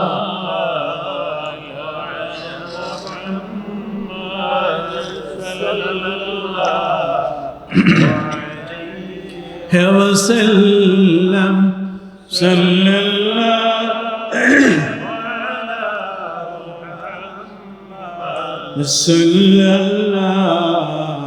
আলাইহি ওয়াসাল্লাম। জিবরিল আতা লাইলাতা ইসরা والرب دعا لحضرته صلى الله على محمد صلى الله عليه صلى الله على محمد صلى الله عليه। প্রিয় নবী সাল্লাল্লাহু আলাইহি ওয়াসাল্লাম বললেন যে চাঁদের গায়ে যে কালো দাগটা, সেটি কি? জিবরিল আমিনের ডানার আঘাতের কি দাগ। তার অর্থ হলো আল্লাহ তাআলা দুইটাই, সূর্য চন্দ্র একই তাপ দিয়ে সৃষ্টি করলেন, আলো দুইটারই সমান ছিল। আল্লাহ পাক রব্বুল আলামিন বললেন, এই দুইটাকে আমার নিদর্শন বানিয়ে দিয়েছি, কিন্তু আমি যাদের জন্য নিদর্শন বানিয়েছি তাদের কষ্ট দিয়ে আমার নিদর্শন পৃথিবীতে বহাল করব তা কিন্তু নয়। আমার এই বান্দারা, এরা দুর্বল, সারাদিন কাজ করে রাত্রে ঘুমাবে, আর এটা যদি ওই নরওয়ের মতো যদি একবারে সমান আলো থাকে, কতক্ষণ না, তাহলে এরা তো ঘুমাতে না পারলে এরা তো পরের দিন কাজের মধ্যে কোনো শক্তি পাবি না। তাদের অবসাদ, তাদের যে ক্লান্তি, এটার অবসাদ ঘটতে হবে, ক্লান্তিটা দূর হতে হবে। অতএব ও জানলা নাওমাকুম সুবাতা, আমি ঘুমকে তাদের জন্য প্রতিষেধক বানিয়ে দিয়েছি। যদি ঘুমটাকে আল্লাহ না দিতেন তাহলে পৃথিবীর মধ্যে মানুষ একদিনও বাঁচত না, সবগুলো এই না ঘুমাইয়া মরা শুরু করত। আপনি সুবহানাল্লাহ বলেন না কেন? তাহলে রাতের দরকার আছে কিনা? আপনি না বললে তো হবে না। রাতের দরকার আছে কিনা? রাত না হলে আজকে এখানে বসতে পারতেন? দিন হলে সবাই এদিক সেদিক, পিক আওয়ার। দিনটা হচ্ছে পিক আওয়ার, আর রাতটা হচ্ছে একেবারে ফুল আওয়ার, আপনার জন্য ফ্রি আওয়ার। এটা ফ্রি। দিনের বেলায় বাচ্চা স্কুলে নিতে হবে, ব্যবসা করতে হবে, বাণিজ্য করতে হবে, এই চালাইতে হবে, ওইখানে যাইতে হবে। আর রাতের বেলায় আপনি ফ্রি আওয়ার। অতএব কোনো ব্যাংকার, তাকে যদি কেউ ফোন করে, তার দোস্ত কথা বলতে চাই, এখন না, আমি এখন ব্যাংকের কাজে ব্যস্ত, তুমি রাত্রিবেলায় ফোন করো। এই জন্য বিয়া শাদী প্রায় কি হয়, রাতেই হয়, একটা ফ্রি আওয়ারে। যারা ওই সময় অফিস থাকে না, আদালত থাকে না, সেই সময়টাতে আমরা আমাদের ছেলে মেয়েদের নিয়ে আমরা একসাথে একটি বিবাহের মজলিসে যাই। এগুলো সব আল্লাহ ব্যবস্থা করে দিয়েছেন। আল্লাহ বলছেন, হে নবী, চন্দ্র সূর্য ছিল সমান আলো, আমি বললাম ফামাহাউনা আয়াতাল লাইল। অতএব রাতের বেলায় চন্দ্র যেটা সৃষ্টি করেছি, এটার রাত, এর আলোটা যেন আমার বান্দাকে কষ্ট না দেয়, কাজে এটা কমাও, এটার আস্তে আস্তে আলোটা কমাও। জিবরিল আমিনের 600 পাখা, উনি পাখা বের করে আগুন নিভানো শুরু করছে। নিভাইতে নিভাইতে ওই যে দাগ লাগছে, ডানার দাগ, নিভাইতে নিভাইতে রেডিয়াম ডিম লাইট বানাই দিছে। বলবেন কোথায়? কোরআনে আছে ফামাহাউনা আয়াতাল লাইল। আমি রাতের চিহ্ন চন্দ্রটাকে আলো কমিয়ে দিয়েছি, আর দিনের সূর্যের আলোটাকে আমি এমনভাবে দিয়েছি যে যাতে তারা ওই ফ্যাক্টরিতে, গার্মেন্টসে, যার অফিসে চশমা ছাড়া যেন লিখতে পারে। চোখের মধ্যে আলোটাকে অ্যাডজাস্ট করে দিয়েছি। সুবহানাল্লাহ করে কেমন মানুষ এগুলো! পবিত্র কোরআন মজিদে আল্লাহ বলছেন, ফামাহাউনা আয়াতাল লাইলি ওয়া জাআলনা আয়াতান নাহারি মুবসিরাতান। মুবসিরা শব্দের অর্থ চোখের পাওয়ারটাকে অ্যাডজাস্ট করে দেওয়া। কথা বুঝতে পারছেন? অ্যাডজাস্ট করে দিয়েছি। আর এইটা পরিবর্তন করলাম, রাতের বেলায় চাঁদের আলোটা দিনের আলো নয়। এটা এই কারণে যাতে কাঠ ছাপাইয়া মেয়ের বিবাহের দাওয়াত দিতে পারো, নিজের বিবাহের ব্যাপারে মানুষের কাছে দাওয়াত দিতে পারো, তুমি যেন মাস এবং বছর গণনা করতে পারো। লিতাআলামু আদাদা সিনিন ওয়াল হিসাব, তুমি যেন ডায়েরি খাতা তৈরি করতে পারো। না হলে জীবনে তুমি ক্যালেন্ডার তৈরি করতে পারতে না যদি আমি রাত দিন না করতাম। কথা বল না? তাহলে ক্যালেন্ডারের জন্ম নিছে কি দিয়া? চন্দ্র এবং কি সূর্য দিয়া। সুবহানাল্লাহ বলে না? চন্দ্র এবং কি সূর্য দিয়া। অনেক লম্বা কথা। আপনি বলবেন যে হুজুর এগুলো আপনি কিভাবে বলতেছেন? আরে বলবো না। আমার বাবা আমার মা, আমি যখন জন্ম নিই, আমি জন্ম নিলে পরে আমি আস্তে আস্তে বড় হচ্ছি। আমার বাবা ছিলেন ডাক্তার আর আমার মা ছিলেন একজন মৌলভী সাহেবের মেয়ে। আমার বাবা ডাক্তার, উনি চাইছিলেন যে আমি একজন যেন ডাক্তার হই। বুঝতে পারলেন? আমি যখন একটু বড় হয়েছি, আমার বাবা আমার মাকে প্রস্তাব করলেন ছেলেটাকে ডাক্তার বানাবো। মা বলছে আমি একে একটু আলেম বানাইতে চাই। আমার বাবা বলছে ডাক্তার হলে ভিজিটে পকেট ভর্তি হয়ে যাবে টাকা দিয়া, আর একটা করে যদি প্রেসক্রিপশন ধরায় দেয়, ইউরিন টেস্ট, স্টুল টেস্ট, কথা বলছেন ব্লাড টেস্ট, এতগুলো টেস্ট যদি ধরায় দেয় তাহলে ব্লাড তো রেডি হয়ে আছে। কথা কন না? ব্লাড কি রেডি হয়ে আছে। অতএব আমার ছেলেটা পকেট ভর্তি সবসময় আরামে থাকবে, বউ ঘ্যান ঘ্যান করবে না। কথা বুঝতে পারছেন? আমার মা বললেন যে দেখুন যেটাই হোক না কেন, ওকে আমি এই পৃথিবীতে এমন একজন আলেম বানাতে চাই যাতে আমার এবং আপনার জানাজাটা পড়াই দিতে পারি, মানুষের কাছে যেন সে দোয়া নিতে পারে। আপনি, আমার বাবা তো ডাক্তার, তার মাথার মধ্যে শুধু ডাক্তার, কিন্তু মা মৌলভী সাহেবের মেয়ে, তার মাথার মধ্যে মাদ্রাসা। কথা বোঝেন নাই? দুইজন দুই পাশে। আমার বাবা সিদ্ধান্ত নিয়ে নিলেন আমাকে স্কুলে পড়াবেন। উনি আমার জন্য শার্ট আর আমার জন্য ফুল প্যান্ট কিনে নিয়ে আসলেন। আর আমার মা যে খবর পাইয়া বাজার থেকে উনি টুপি, পাঞ্জাবি আর পায়জামা কিনে নিয়ে আসছে। এই দুইজনের মধ্যে শুরু হয়ে গেছে মহা ডিবেট। তাই বলে মনে করবেন না যে আমার মা ঝগড়াটে ছিল। সম্মানিত সুধী, মা বাবা দুইজনে মিলে শেষ পর্যন্ত আমার মা বুঝেন যে আমার বাবার সাথে উনি কোনোদিন তর্কে পারবেন না, সিদ্ধান্তে তিনি আগাতে পারবেন না। আমার মা পা ধরে বললেন ছেলেটাকে একটু আলেম বানাতে চাই, আপনি ওই বিষয়টাকে বাদ দিয়ে আপনি আমার প্রতি একটু দয়া করেন। আমার বাচ্চাটাকে আমি দেখবো, ওর মাথায় টুপি আছে, ওকে দেখবো, ওর গায়ে একটা ইসলামের পোশাক আছে। আমার বাবা রাজি হলেন, আর সে রাজি হওয়াতে আমি এইরকম মাদ্রাসায় লেখাপড়া করে আজকে এখানে বসেছি। কত করেন না? মাদ্রাসায় না পড়তাম তাহলে আজকে এখানে এসে আমার বাবা মৌলানা লুৎফুর রহমান আমাকে দাওয়াত করতেন না। যদিও আমার স্নেহাস্পদ, সে আমার কাছে লেখাপড়া করেছে। দুইজনকে মিলান, ও আমার বাবা হবে আর আমি তার ছেলে হব। কথা বুঝেন নাই? তার মানে তার অর্থ হলো যে মাদ্রাসা পড়ে একটা মানুষ দেউলিয়া হয় না, মাদ্রাসা পড়ে একজন ব্যক্তি বাচাল হয় না। মাদ্রাসা পড়া মানুষটা পৃথিবীর শ্রেষ্ঠ মানুষ হয়। কতক্ষণ সে ওয়ারাসাতুল আম্বিয়া হয়, নবীর ওয়ারিস হয়। তার হাতে আছে জানাজা, তার হাতে আছে মসজিদের ইমামতি। কতক্ষণ না? তার হাতে একজন হাফেজের হাতে আছে কিয়ামতের ময়দানে শাফাআতের দায়িত্ব। কি বলেন ঠিক কিনা? একজন হাফেজে কোরআন, সে 10 জন মানুষকে তার মা বাবা সহ সে সুপারিশ করে জান্নাতে নিয়ে যাবে। সুবহানাল্লাহ। এই জন্য আমার মায়ের সিদ্ধান্তটা ভালো ছিল কিনা? হাত উঁচু করে বলেন ছিল কিনা? আপনাদের সিদ্ধান্ত কি আমার মায়ের মতো হবে কিনা? জোরে বলেন হবে কিনা? আপনাদেরও সিদ্ধান্ত আমার মায়ের মতো হওয়া উচিত। না হলে আজকের সারা বাংলাদেশে কোনোদিন বাদ নাই।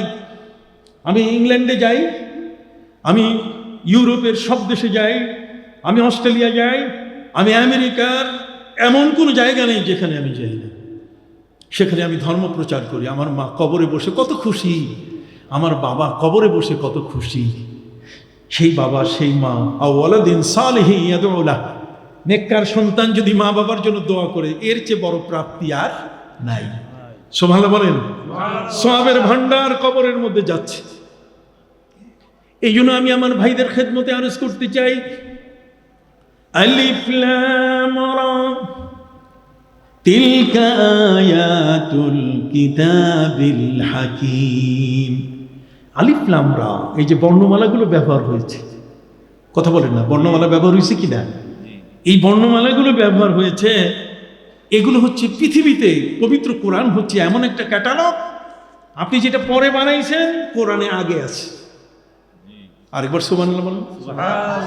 কয় কেমন?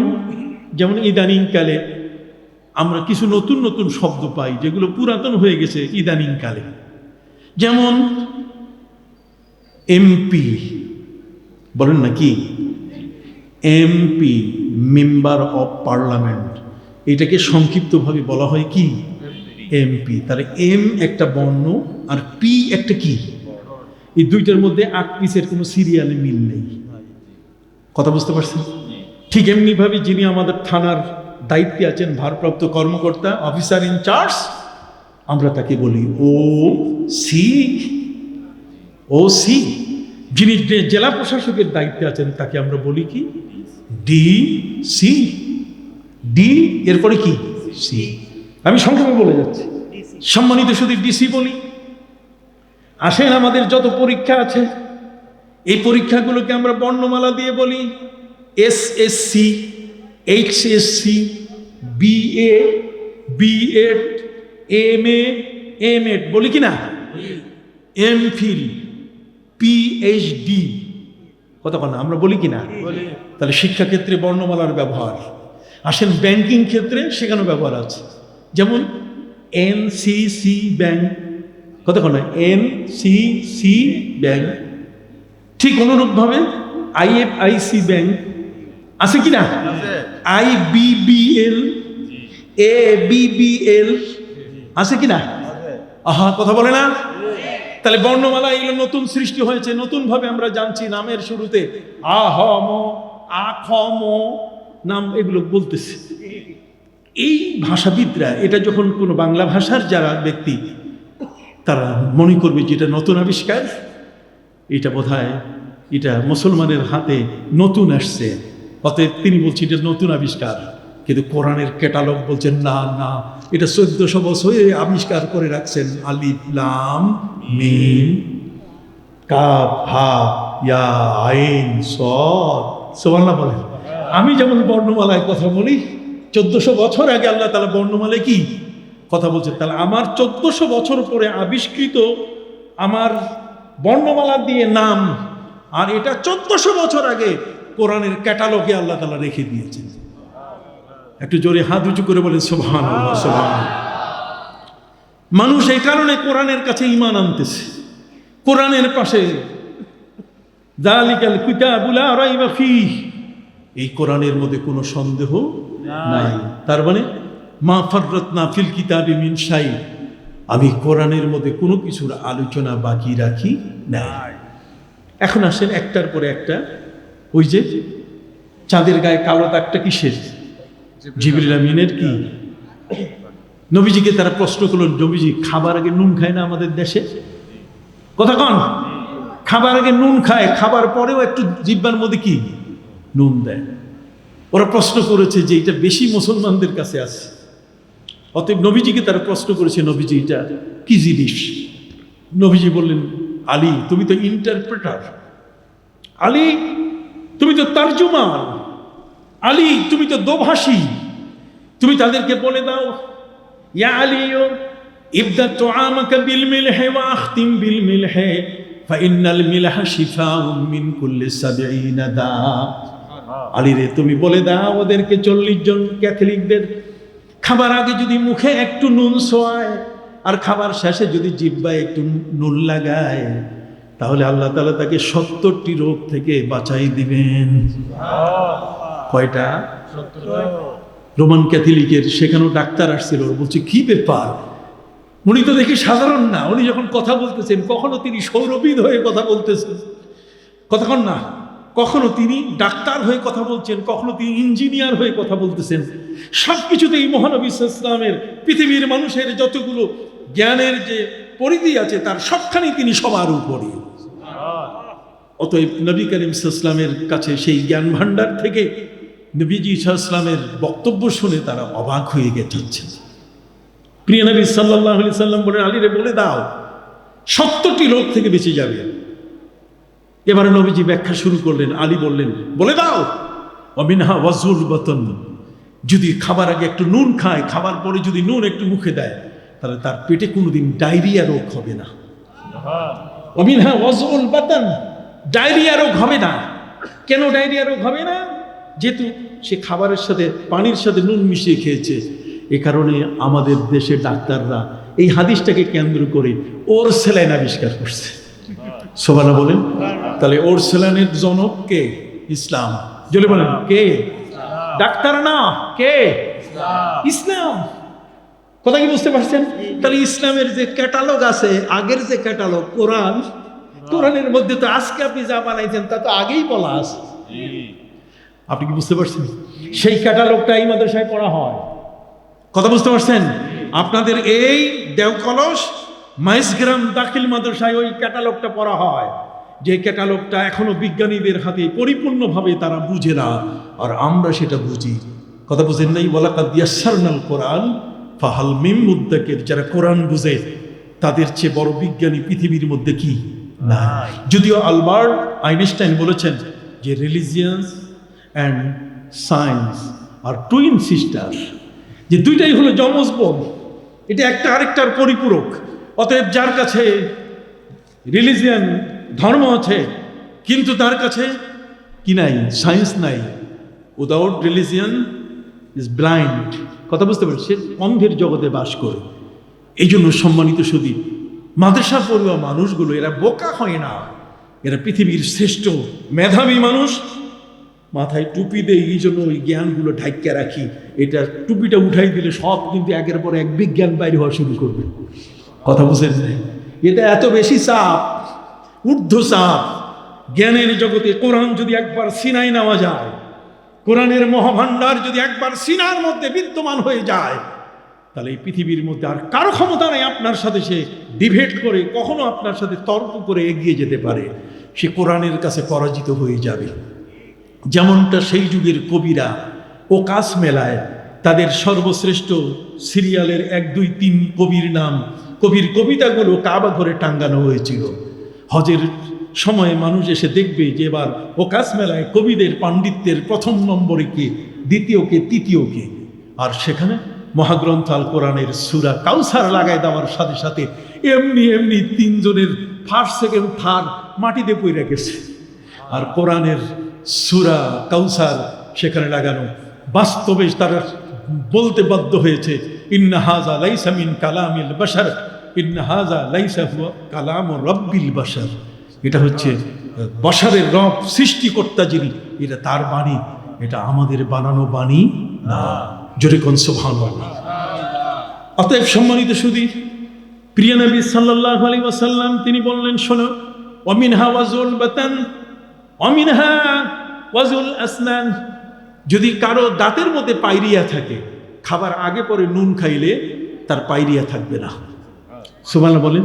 নবী করিম সাল্লাল্লাহু আলাইহি ওয়াসাল্লাম বললেন, যদি খাবার আগে নুন খায়, খাবার পরে নুন খায়, তাহলে তার চামড়ার মধ্যে যদি শ্বেতি রোগ হয়, সাদা চামড়া যদি হয়, এই চামড়া সাদা থাকবে না, সেটা পূরণ হয়ে যাবে। আল্লাহু আকবার। সেই কোরআন পড়ি না, এমন বিদ্যা পড়ি যেটাতে দাঁড়াইয়া গ্রাসপায়ার করে, দাঁড়াইয়া পেশাব করে। অথচ যেই ইসলাম আমাকে বলে দিয়েছে যে দাঁড়িয়ে পেশাব করলে তোমার কিডনি নষ্ট হয়ে যাবে, দাঁড়িয়ে পেশাব করলে তোমার কিডনি কি নষ্ট হয়ে যাবে, তোমার এই দুটো দুই দিকে একটা ডান আর একটা কি বাম, ডান হাত আর বাম হাত, ডাইন পা আর কি বাম হাত। আপনি ডাইন পা দিয়ে একটা ফুটবল শট দিবেন, দেখবেন বহু দূর যাবে, বাম পা দিলে বেশি দূর যাবে না। কিন্তু এটা সমন্বয় আল্লাহ তাআলা করে দিয়েছেন। নামাজের মধ্যে দাঁড়াইয়া যখন বাম হাতের উপরে ডাইন হাত রাখেন, তখন এই বাম হাতের মধ্যে ডাইন হাতের শক্তি ট্রান্সফার হয়ে যায়, তখন এই হাতটা ডাইন হাতের মতো শক্তিশালী হয়ে যায়। রোগ থেকে ডাইন হাতটা যেমন প্রতিরোধ ক্ষমতা রাখে, বাম হাতের মধ্যে ঠিক সেই প্রতিরোধ চলে আসে। সুবহানাল্লাহ বলেন। প্রিয় নবী সাল্লাল্লাহু আলাইহি ওয়াসাল্লামকে তারা প্রশ্ন করলো, হে নবী বলেন তো, যদি হার্টের রোগ হয়, কিসের রোগ? আপনি কোন না কিসের? কম বেশি হার্টের রোগ আছে না? তো নবী বলেন তো, যদি হার্টের রোগ হয়, তাহলে হার্টের রোগ হলে হার্টের রোগটা থেকে বাঁচার উপায় কি? আপনি দেখবেন সবসময় আজরাইল হার্টের হাসপাতালে বেশি ঘুরে। কথা কন না? হার্টের যারা রোগী, এদেরকে কিন্তু ওই অ্যাম্বুলেন্স টাইম বাম বুঝে না, যেমনি হোক ঘন্টা বাজাইয়া তাড়াতাড়ি তাকে হাসপাতালে পাঠাইতে হবে। আজরাইল কিন্তু অপেক্ষা করতেছে। কথা কি বুঝতে পারছেন? এই হার্ট কত বড় একটা সেন্সিটিভ জায়গা, সেই হার্টটাকে সুস্থ রাখার উপায় কি? হার্টের রোগ হবে না নবী বলেন তো। সুবহানাল্লাহ বলেন। ভাইরা আমার নবী সাল্লাল্লাহু আলাইহি ওয়াসাল্লাম তিনি বলেন, হার্টের রোগ দূর করতে গেলে তালবিনা খাইতে হবে। কি খাইতে হবে? ইন্নাত তালবিনা তুজিম্মু ফুয়াদাল মারিজ ওয়া তাযহাবু বিবাযিল হুজন। যদি কেউ সুইসাইড করে মরতে চায়, কেউ যদি ওই যে আমেরিকায় ওয়াশিংটন ব্রিজ থেকে লাফাইয়া নিচে পড়ে মারা যায়, ছাদের উপর থেকে নিচে লাফ দিয়ে মারা যায়, যদি কারো মধ্যে মৃত্যুর প্রবণতা চলে আসে যে আমি এখন সুইসাইড করে মরবো, আমি বিষ খাবো, কতক্ষণ না, অথবা আমি নিজের মাথায় গুলি করে আমি নিজেকে মেরে ফেলবো, হয়েছে না ঘটনা? সম্মানিত সুধী, যদি তালবিনা খায় তাহলে সে ভুলে যাবে তার মৃত্যুর বিষয়টা। তালবিনা খাইলে তার হার্ট শক্তিশালী হয়ে যাবে। সাহাবায়ে কেরাম জিজ্ঞেস করছেন যে নবীজি, আপনি তো রোমান ক্যাথলিকদের সামনে কথা বলছেন, ওরা কিন্তু ডাক্তার, এখন আপনি বলেন তো এই বিষয়টা কি? ক্যাথলিকরা, রোমান খ্রিস্টানরা বলছে আমরা জীবনে কোনোদিন তালবিনার নাম শুনি নেই, আপনি বলেন তালবিনাতে হাড়ের চিকিৎসা হয়, এটা আপনি বলে দেন। নবী করিম সাল্লাল্লাহু আলাইহি ওয়াসাল্লাম বললেন, বার্লি, কতক্ষণ না, বার্লি 1 কাপ, 3 চামচ বার্লি আর 1 কাপ পানির মধ্যে গুলাইয়া এটা যদি একটু গরম করে প্রতিদিন শোয়ার আগে যদি সে খায়, তাহলে তুজিম্মু ফুয়াদাল মারিজ, তার হার্ট শক্তিশালী হয়ে যাবে। ওই হার্ট আর কখনো তাকে ক্ষতিগ্রস্ত করতে পারবে না। তারা অবাক হয়ে গেল, কি ব্যাপার, তিনি তো একজন মহা ডাক্তার, কতক্ষণ না, একজন মহাবিজ্ঞানী। প্রিয় নবী সাল্লাল্লাহু আলাইহি ওয়াসাল্লামকে তারা প্রশ্ন করেছিল, এই পৃথিবী যে মাটি, যে মাটির উপরে আমরা বসবাস করছি, হে নবী বলেন মাটিটা সৃষ্টি হয়েছে কার থেকে? আল্লাহর নবী সাল্লাল্লাহু আলাইহি ওয়াসাল্লাম এই পৃথিবীর মধ্যে যারা এই ভূতত্ত্ববিদ, যারা মৃত্তিকা বিজ্ঞানী, কতক্ষণ না, যারা মাটি গবেষণা করে, সোশ্যাল স্পেশালিস্ট যারা বা সয়েল স্পেশালিস্ট যারা, এই যে বিল্ডিং হবে তার নিচে মাটি তারা পরীক্ষা করে, সয়েল টেস্ট করে, কি করে কিনা? তাহলে এই যে সয়েল টেস্ট করে এই ধরনের বিজ্ঞানী যারা, তারা তাদেরকে জিজ্ঞেস করা হয় যে মাটিটা থেকে আপনারা বুঝতেছেন মাটিটা সৃষ্টি হয়েছে কিভাবে, এটা বলেন। সব উত্তর সবার কাছে পাওয়া যাবে না, যদি সে ওই বিজ্ঞান তাদের কাছে নাই। যারা যতটুকু বাইর করছে ওটা নিয়ে তিরিং করে, কথা বলে, যখন এটা বের করে তখন দেখা যায় সে কোরআনের বাইরে কিছু আবিষ্কার করতে পারে নাই, সেটা দেখা যায় কোরআনের ক্যাটালগে কি 1400 বছর আগে আছে। সুবহানাল্লাহ বলেন। তাহলে কোরআনী ক্যাটালগে যদি 1400 বছর আগে থাকে, তাহলে সেই ক্যাটালগটা আমাদের পড়া দরকার কিনা? হাত উঁচু করে বলেন, পড়া দরকার কিনা? এইখান থেকে এখন এমএ পাস হচ্ছে, এখান থেকে এখন বিচারক হচ্ছে, এখান থেকে এখন ম্যাজিস্ট্রেট হচ্ছে, এইখান থেকে এখন জানাজা পড়াতো, সবকিছু দুনিয়া আখিরাত, রব্বানা আতিনা ফিদ দুনিয়া হাসানা ওয়া ফিল আখিরাতি হাসানা, দুইটাই এখান থেকে হচ্ছে। কেন আপনার সন্তানদের আপনি দিবেন না? আপনারা আপনাদের সন্তানদেরকে এমন এক জায়গায় দিবেন যাতে করে সে আল্লাহ আল্লাহ করে, কি বলে ঠিক না, আল্লাহর পরিচয় যার অন্তরের মধ্যে থাকবে, কথা বোঝা গেছে, সেই ব্যক্তিই তো প্রকৃত অর্থে জীবনটাকে সে সবভাবে বাঁচাতে পারবে। সুন্দরবনের মধ্যে একজন ব্যক্তি আরেকজনকে সে মেরে ফেলার জন্য পিস্তল উঁচা করেছে, সে তাকে মেরে ফেলবে, কেউ তাকে বাধা দেওয়ার মতো নাই, কোনো র্যাব নাই, আর্মি নাই, কোনো দারোগা নাই, পুলিশ নাই, কেউ নাই, কে তাকে ঠেকাবে? ওই মুহূর্তে ওই ব্যক্তিকে একমাত্র ঠেকাতে পারে আল্লাহর ভয়। কার ভয়? আরো জোরে বলেন, কার ভয়? আল্লাহর ভয়। আল্লাহর ভয় ছাড়া একজন ব্যক্তিকে কোনোভাবে এই পথে আনার কোনো সুযোগ নাই। এই জন্য আল্লাহ বলছেন, ইয়া আইয়ুহাল্লাযীনা আমানুত্তাকুল্লাহা হাক্কা তুকাতি ওয়া লা তামুতুন্না ইল্লা ওয়া আনতুম মুসলিমুন। আল্লাহকে ভয় করার মতো ভয় করতে হবে। দুনিয়ার মধ্যে চোর যদি চুরি করতে আসে তাহলে মালিককে ভয় করে, ঠিক কি না? চোর পুলিশকে ভয় করে পালাই যায়, ডাকাত আর্মি পুলিশকে ভয় করে পালাই যায়। কিন্তু যারা ঈমানদার তারা কখনো অপরাধ করে পালায় না, তারা আল্লাহর কাছে চলে আসে যে আল্লাহ তুমি আমাদেরকে মাফ করে দাও। তখন আল্লাহ তাআলা তাকে ক্ষমা করে দেন, সে তো ফিরে এসেছে আমার কাছে। বাজা তো বাজা কর সদবার তওবা শিকস্তি বাজা বাজা তো বাজা ই দরগাহে মারা নাউমিদ নিস। আল্লাহ ডাক দেয়, ফিরে আসো, ফিরে আসো, তুমি তো দূরে সরে গেছো, তুমি চলে আসো আমার কাছে, আমার দরবার তোমার জন্য এখনো খোলা। জোরে বলে সুবহানাল্লাহ। अगर बाप पे दर जंग जो यद कसे, अगर बाप पे दर जंग जो यद कसे, पेदर बेगुमा खश्म गीरत बस। बाप ছেলে যদি ঝগড়া হয় তাহলে বাবা গার্ডকে বলে দেয় ওকে ঘরে ঢুকতে দিস না। আর আল্লাহ বলছেন, না রে, আমি 24 ঘন্টা তোমার জন্য খুলে রেখেছি, তুমি শত অপরাধও করো, ইল্লা মান তাবা ওয়া আমানা ওয়া আমিলা আমালান সালিহা উলাইকা ইউবাদদিলুল্লাহু সাইয়্যাতিহিম হাসানাত। তুমি যদি আবার ফিরে আসো, ঈমান আনো, নেক আমল করো, আর যদি তওবা করে আমার কাছে ফিরে আসো, তাহলে তোমার জীবনের গুনাহগুলো আমি সওয়াবে পরিণত করে দেব। ইল্লা মান তাবা ওয়া আমানা ওয়া আমিলা আমালান সালিহা উলাইকা ইউবাদদিলুল্লাহু সাইয়্যাতিহিম হাসানাত। সুবহানাল্লাহ বলে। অতএব মাটি কোনো মৃত্তিকা স্পেশালিস্টকে যদি জিজ্ঞেস করেন, মাটিটা পৃথিবীর কোনো বিজ্ঞানীকে জিজ্ঞেস করেন, বাইর করতে পারবে না। অথচ আমার নবীকে জিজ্ঞেস করা হয়েছে, নবীজি এই মাটি তৈরি হয়েছে কেমনে? নবীজি বলছেন ক্যাটালগে আছে। ক্যাটালগ মানে কি? কোরআন। সবাই বলেন ক্যাটালগ মানে কি? কোরআনের মধ্যে সব আছে। কোরআনের মধ্যে কি আছে? পবিত্র কোরআন মজিদে আল্লাহ পাক রব্বুল আলামিন বলেন, وَجَعَلْنَا مِنَ الْمَاءِ كُلَّ شَيْءٍ حَيٍّ وَجَعَلْنَا مِنَ الْمَاءِ كُلَّ شَيْءٍ حَيٍّ।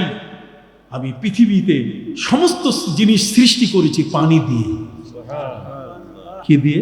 পানি দিয়ে। না না, আপনারা সবাই বলতেছেন না, মন খারাপ করছেন, একটু জোরে বলেন না। সমস্ত জিনিস সৃষ্টি হয়েছে কি? পানি। আমরাও তো পানি দিয়ে সৃষ্টি হয়েছি। ইয়াখরুজু মিন বাইনিস সুলবি ওয়াত তারাইব। কথা কন না? আমরা মিম্মাইন দাফিকিন ইয়াখরুজু মিন বাইনিস সুলবি ওয়াত তারাইব, বাবা আর মায়ের মাধ্যমে আমরা পৃথিবীতে এসেছি, সেখানেও ব্যবহার হয়েছে কি? পানি। সম্মানিত শুধু পবিত্র কোরআন মজিদে বলছেন, আল্লাহ বলছেন ওয়াজআলনা মিনাল মাই কুল্লা শাইইন হাই। আমি প্রত্যেকটা জিনিস পানি দিয়ে সৃষ্টি করেছি। অতএব পৃথিবীটাতে আল্লাহ প্রথম পানি সৃষ্টি করেছেন। এই পানি সৃষ্টি করে তার মধ্যে তরঙ্গ ঢেউ তৈরি করে, এই ঢেউয়ের আসার এতে ফেনা তৈরি হয়েছে। ওই ফেনাটাকে আল্লাহ জমিন বানাইছেন, এটা দোলনার মতো দুলতেছিল।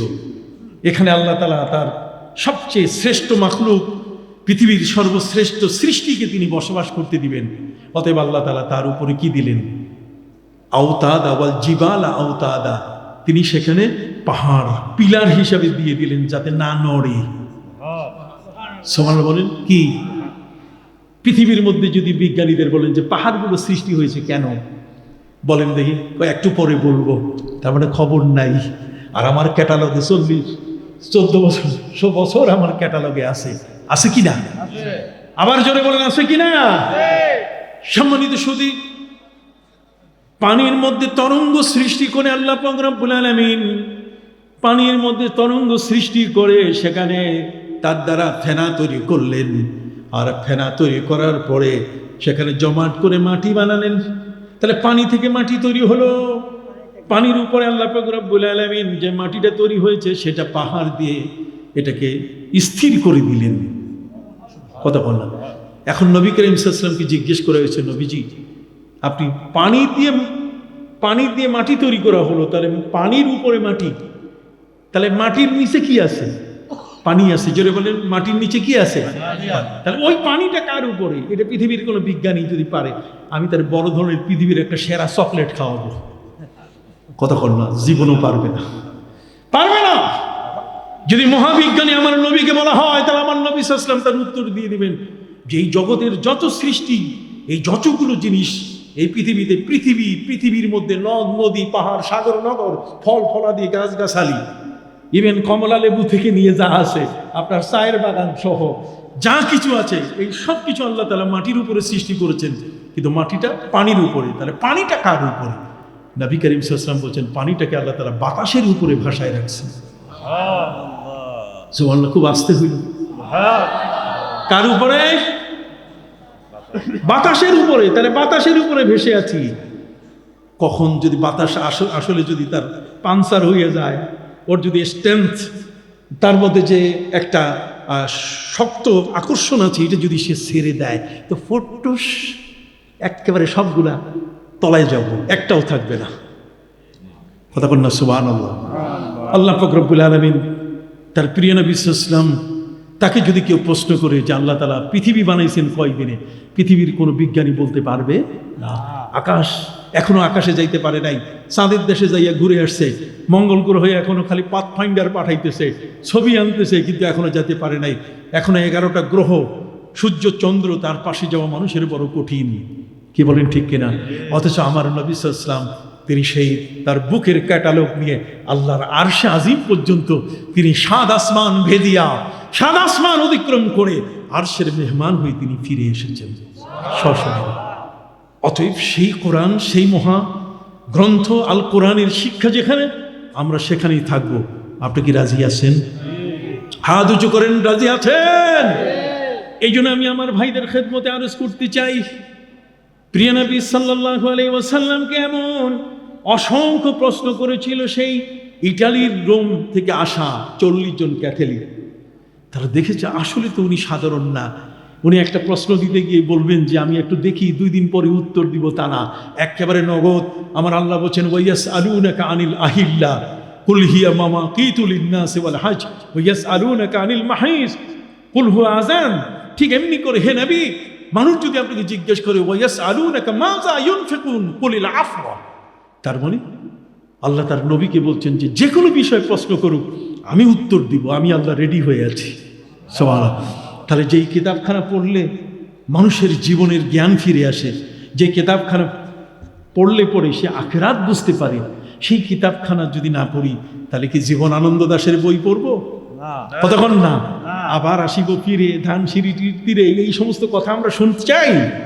জোরে বলেন, শুনতে চাই না। পৃথিবীর বিজ্ঞানীরা, আমরা জানি পৃথিবীটা বড় হচ্ছে। পৃথিবীটা কি হচ্ছে? বড় হচ্ছে। তো পৃথিবীটা বড় হচ্ছে, পৃথিবীর বিজ্ঞানীরা স্বীকার করে নিয়েছে, কিন্তু তাদের কাছে কোনো মাল মেটেরিয়ালস নাই, তারা বলতে পারে না। আমি আমেরিকার ন্যাচারাল মিউজিয়ামে যখন গেলাম, ন্যাচারাল মিউজিয়ামে গিয়ে সেখানে দেখি অবাক কাণ্ড। কিছু মিথ্যা তথ্যের উপরে সেখানে আছে, তবে সেখানে 5টা জোন আছে। কয়টা? জোরে বলেন না, জোন কয়টা? 5টা। একটা হচ্ছে American zone, European zone, African zone, কতক্ষণ না। ঠিক এমনি করে এই মহাদেশগুলোকে নিয়ে আবার একটা জোন, সেটা হলো এশিয়ান জোন। কথা বুঝতে পারছেন? আমি সেগুলোতে ঢুকা শুরু করলাম। প্রথমে আমি দেখে অবাক হয়ে গেলাম যে তারা পৃথিবীটাকে দেখাইছে কিভাবে জানেন? পৃথিবীটা একটা মার্বেল। পৃথিবীটা একটা কি? মার্বেল। মার্বেলের পরে একটা ছোট্ট ডিম, এই যে মুরগির ডিম, মুরগির ডিমের পরে আবার একটা হাঁসের ডিম, তারপরে রাখছে রাজহাঁসের ডিম, এত বড় ডিম, তারপরে রাখছে একটা টেনিস বল, তারপরে রাখছে ফুটবল। তার মানে এটা অনেক বড়। তার মানে তারা বুঝাচ্ছে যে পৃথিবীটা আগে ছিল ছোট, এটাকে আল্লাহ, এটা আস্তে আস্তে বড় হয়েছে। ওরা আজকে এটা দেখাচ্ছে। কিন্তু আমাকে যদি বলে এটা কি কোরআনে আছে, আমি বলবো আমার ক্যাটালগে 1400 বছর আগে আসছে। আসেন কোথায় বলে দেই।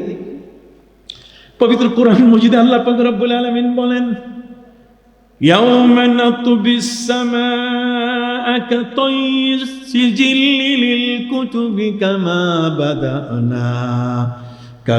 বাদানা আউওয়ালা খালকিন নুঈদ। আল্লাহ বলেন পৃথিবীটা ছোট ছিল।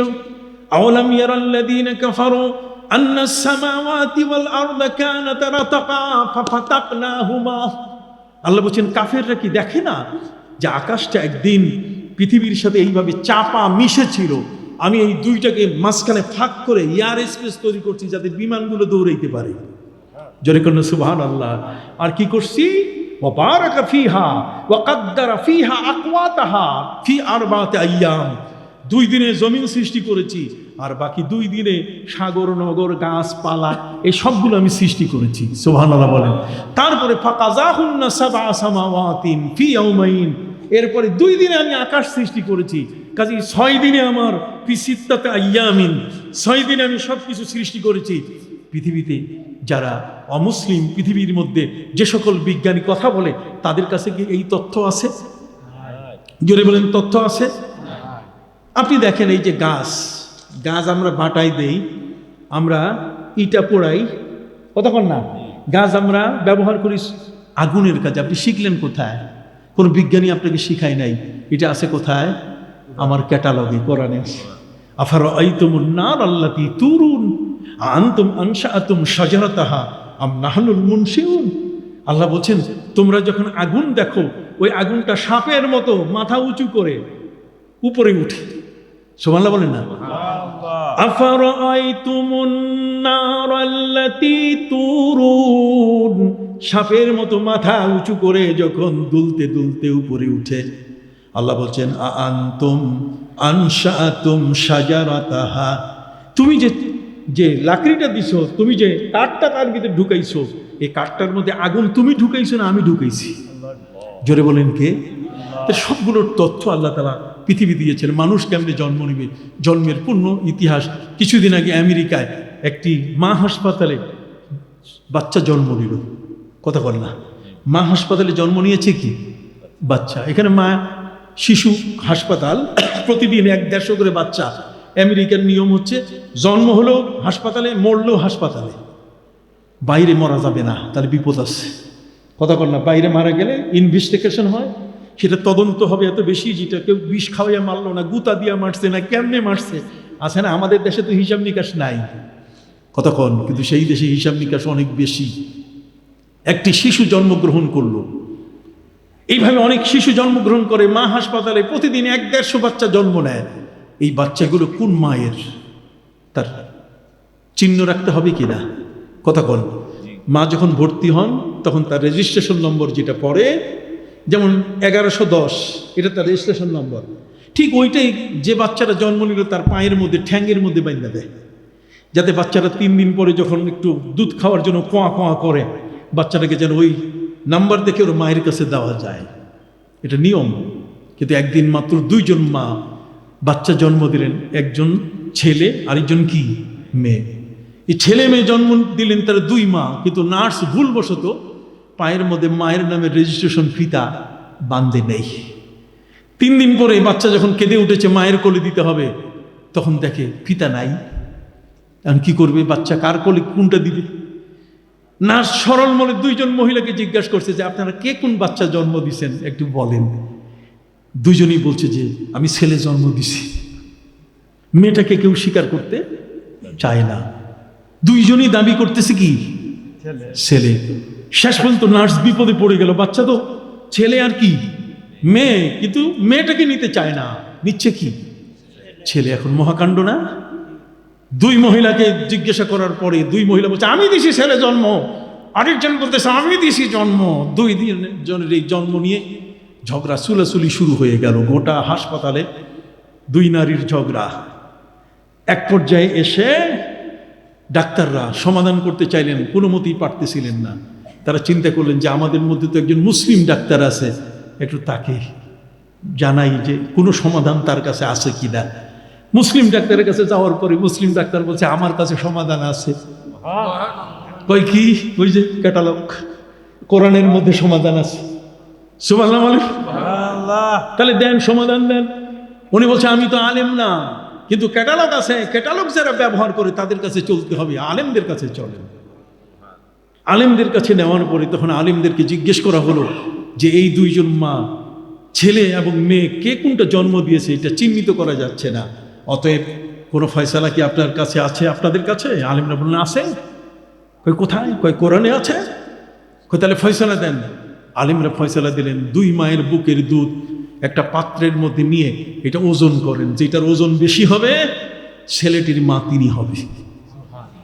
এখন তো ডাক্তারের মাথার মগজ উল্টাই গেছে পুরা, যেটা আবার কিরকম ফয়সালা কথা কর না। মায়ের বুকের দুধ তো আমরা সবাই পান করি। সম্মানিত সুধী বন্ধুরা আমার, মহাকাণ্ড ঘটে গেল এখানেও। হুজুর সাহেবরা, স্কলার যারা, কোরআনের আলেম যারা, তারা উত্তর দিয়ে দিলেন যে দুই মায়ের বুকের দুধ মাপা হোক, যার ওজন বেশি হবে, যার দুধের ওজন বেশি হবে ছেলেটির মা কি তিনি হবেন। তারা জিজ্ঞেস করলেন ডাক্তাররা যে আপনারা কিসের ফর্মুলার উপরে ভিত্তি করে আপনারা এটা রায় দিলেন? ওরা বলছেন আমাদের কোরআন ক্যাটালগে আছে। কি আছে? এতদিন যেটা জমি জমা ভাগ করতে গিয়ে আমরা ব্যবহার করছি, জমি জমা ভাগ করতে গিয়ে ব্যবহার করেছি 2 মেয়ে সমান 1 ছেলে, কথা কন না। 2 মেয়ে যা ভাগ পাবে 1 ছেলে কি তা পাবে, মানে ডবল। 2 মেয়ের সমান 1 ছেলে পাবে। লিজ্জাকার মিসলু হাজ্জিল উনসাইন। কই আয়াত কই কি? কই 2 মেয়ে আর 1 ছেলে, তাহলে বোঝা গেল 2টা মেয়ের সমান একটা ছেলে, তাহলে ছেলেটার ওয়েট বেশি মেয়ের চেয়ে। এই জন্য আমরা এর উপরে গবেষণা করে আপনাদের কাছে বলছি দেখেন। তখন ডাক্তাররা জিজ্ঞেস করলেন যে এটা কি শুধু আপনারা এই আয়াত থেকে পাইছেন না কোনো রেফারেন্স আছে? রেফারেন্স খুঁজতে গিয়ে তারা অবাক হয়ে গেলেন যে হ্যাঁ রেফারেন্স আছে এটার। সেটা হলো হযরত আলী রাদিয়াল্লাহু তাআলার যুগে উনি যখন দেশ শাসন করছিলেন, যখন তিনি বিচারপতি, তখন তার দেশে এরকম অন্ধকারে 2 জন মা সন্তান জন্ম দিয়েছেন, একজনের ছেলে আরেকজনই কি মেয়ে। পরে তো ছেলেটার দাবি 2 জনই শুরু করেছেন। বিষয়টি হযরতে আলী রাদিয়াল্লাহু তাআলার আদালতে নেওয়া হয়। হযরতে আলী রাদিয়াল্লাহু তাআলা এই ফয়সালা দিয়েছেন যে 2 মায়ের বুকের দুধ মাপা হোক, যার ওজন বেশি হবে ছেলেটির মা কি তিনি হবেন। এখন প্রশ্ন হলো হযরত আলী কি এই আয়াত দিয়ে তিনি ফয়সালা করেছেন? কয় না, তিনি আরেকটা আয়াত ব্যবহার করেছেন। পবিত্র কোরআনের আরেকটি আয়াত আল্লাহ বলছেন ফাস্তাশহিদু শাহিদাইনি মির রিজালিকুম ফাইন লাম ইয়াকুনা রাজুলাইনি ফারাজুলুন ওয়া ইমরাআতান। বিবাহের ক্ষেত্রে, তালাকের ক্ষেত্রে সাক্ষী হতে হবে 2 জন পুরুষ। কয়জন? 2 জন না পাওয়া যায় কথা কন না, তাহলে 1 জন পুরুষ আর 2 জন কি মহিলা। তাহলে বোঝা গেল 2 জন মহিলা সমান কি 1 জন পুরুষ। তাহলে মহিলার চেয়ে পুরুষের ওয়েট কি বেশি। আপনি সুবহানাল্লাহ বলতেছেন না? অতএব সম্মানিত সুধী, মহাগ্রন্থ আল কোরআন এমন একখানা কিতাব, আলিফ লাম মিম তিলকা আয়াতুল কিতাবিল হাকিম। এটি হচ্ছে একটি প্রতিদিন প্রত্যেকটি প্রশ্নের উত্তর দিচ্ছে কোরআন, কিন্তু সেই কোরআনটাকে আমরা ব্যবহার করছি না। আজকে এই মাদ্রাসা এখন সায়েন্স চলে এসছে। আমাদের এই মাদ্রাসাগুলোতে এখন বিজ্ঞান পড়ানো হয়, বিজ্ঞান বিভাগ আছে, বিজ্ঞানের বই পুস্তক আছে, কোরআন হাদিসের পাশাপাশি বিজ্ঞানের মহাসমাহার। অতএব আমি আশা করি আপনারা আপনাদের সন্তানদেরকে এখানে দেবেন এবং তারা সর্বোচ্চ শিক্ষা নেবে। এটা পাশ করার পরে তার ইউনিভার্সিটি পড়তে বাধা নাই। প্রথমে কোরআন পড়াবেন। সকালে যদি কেউ মূলা খায়, সারাদিন দেখবেন ঢেকুর দিবে কি মূলা। আপনি যদি তারে প্রথমে কোরআনটা পড়াই দেন ঠিক মতো, তাহলে সারা জীবন যতই সে ইংরেজি পড়ুক, যতই সে ভিন্ন কোনো ভাষায় ভিন্ন কোনো জ্ঞান আর আসুক না কেন, কিন্তু তার মুখ থেকে, তার ব্রেন থেকে সবসময় বের হবে কি কোরআন। আপনি কি রাজি আছেন ভাই?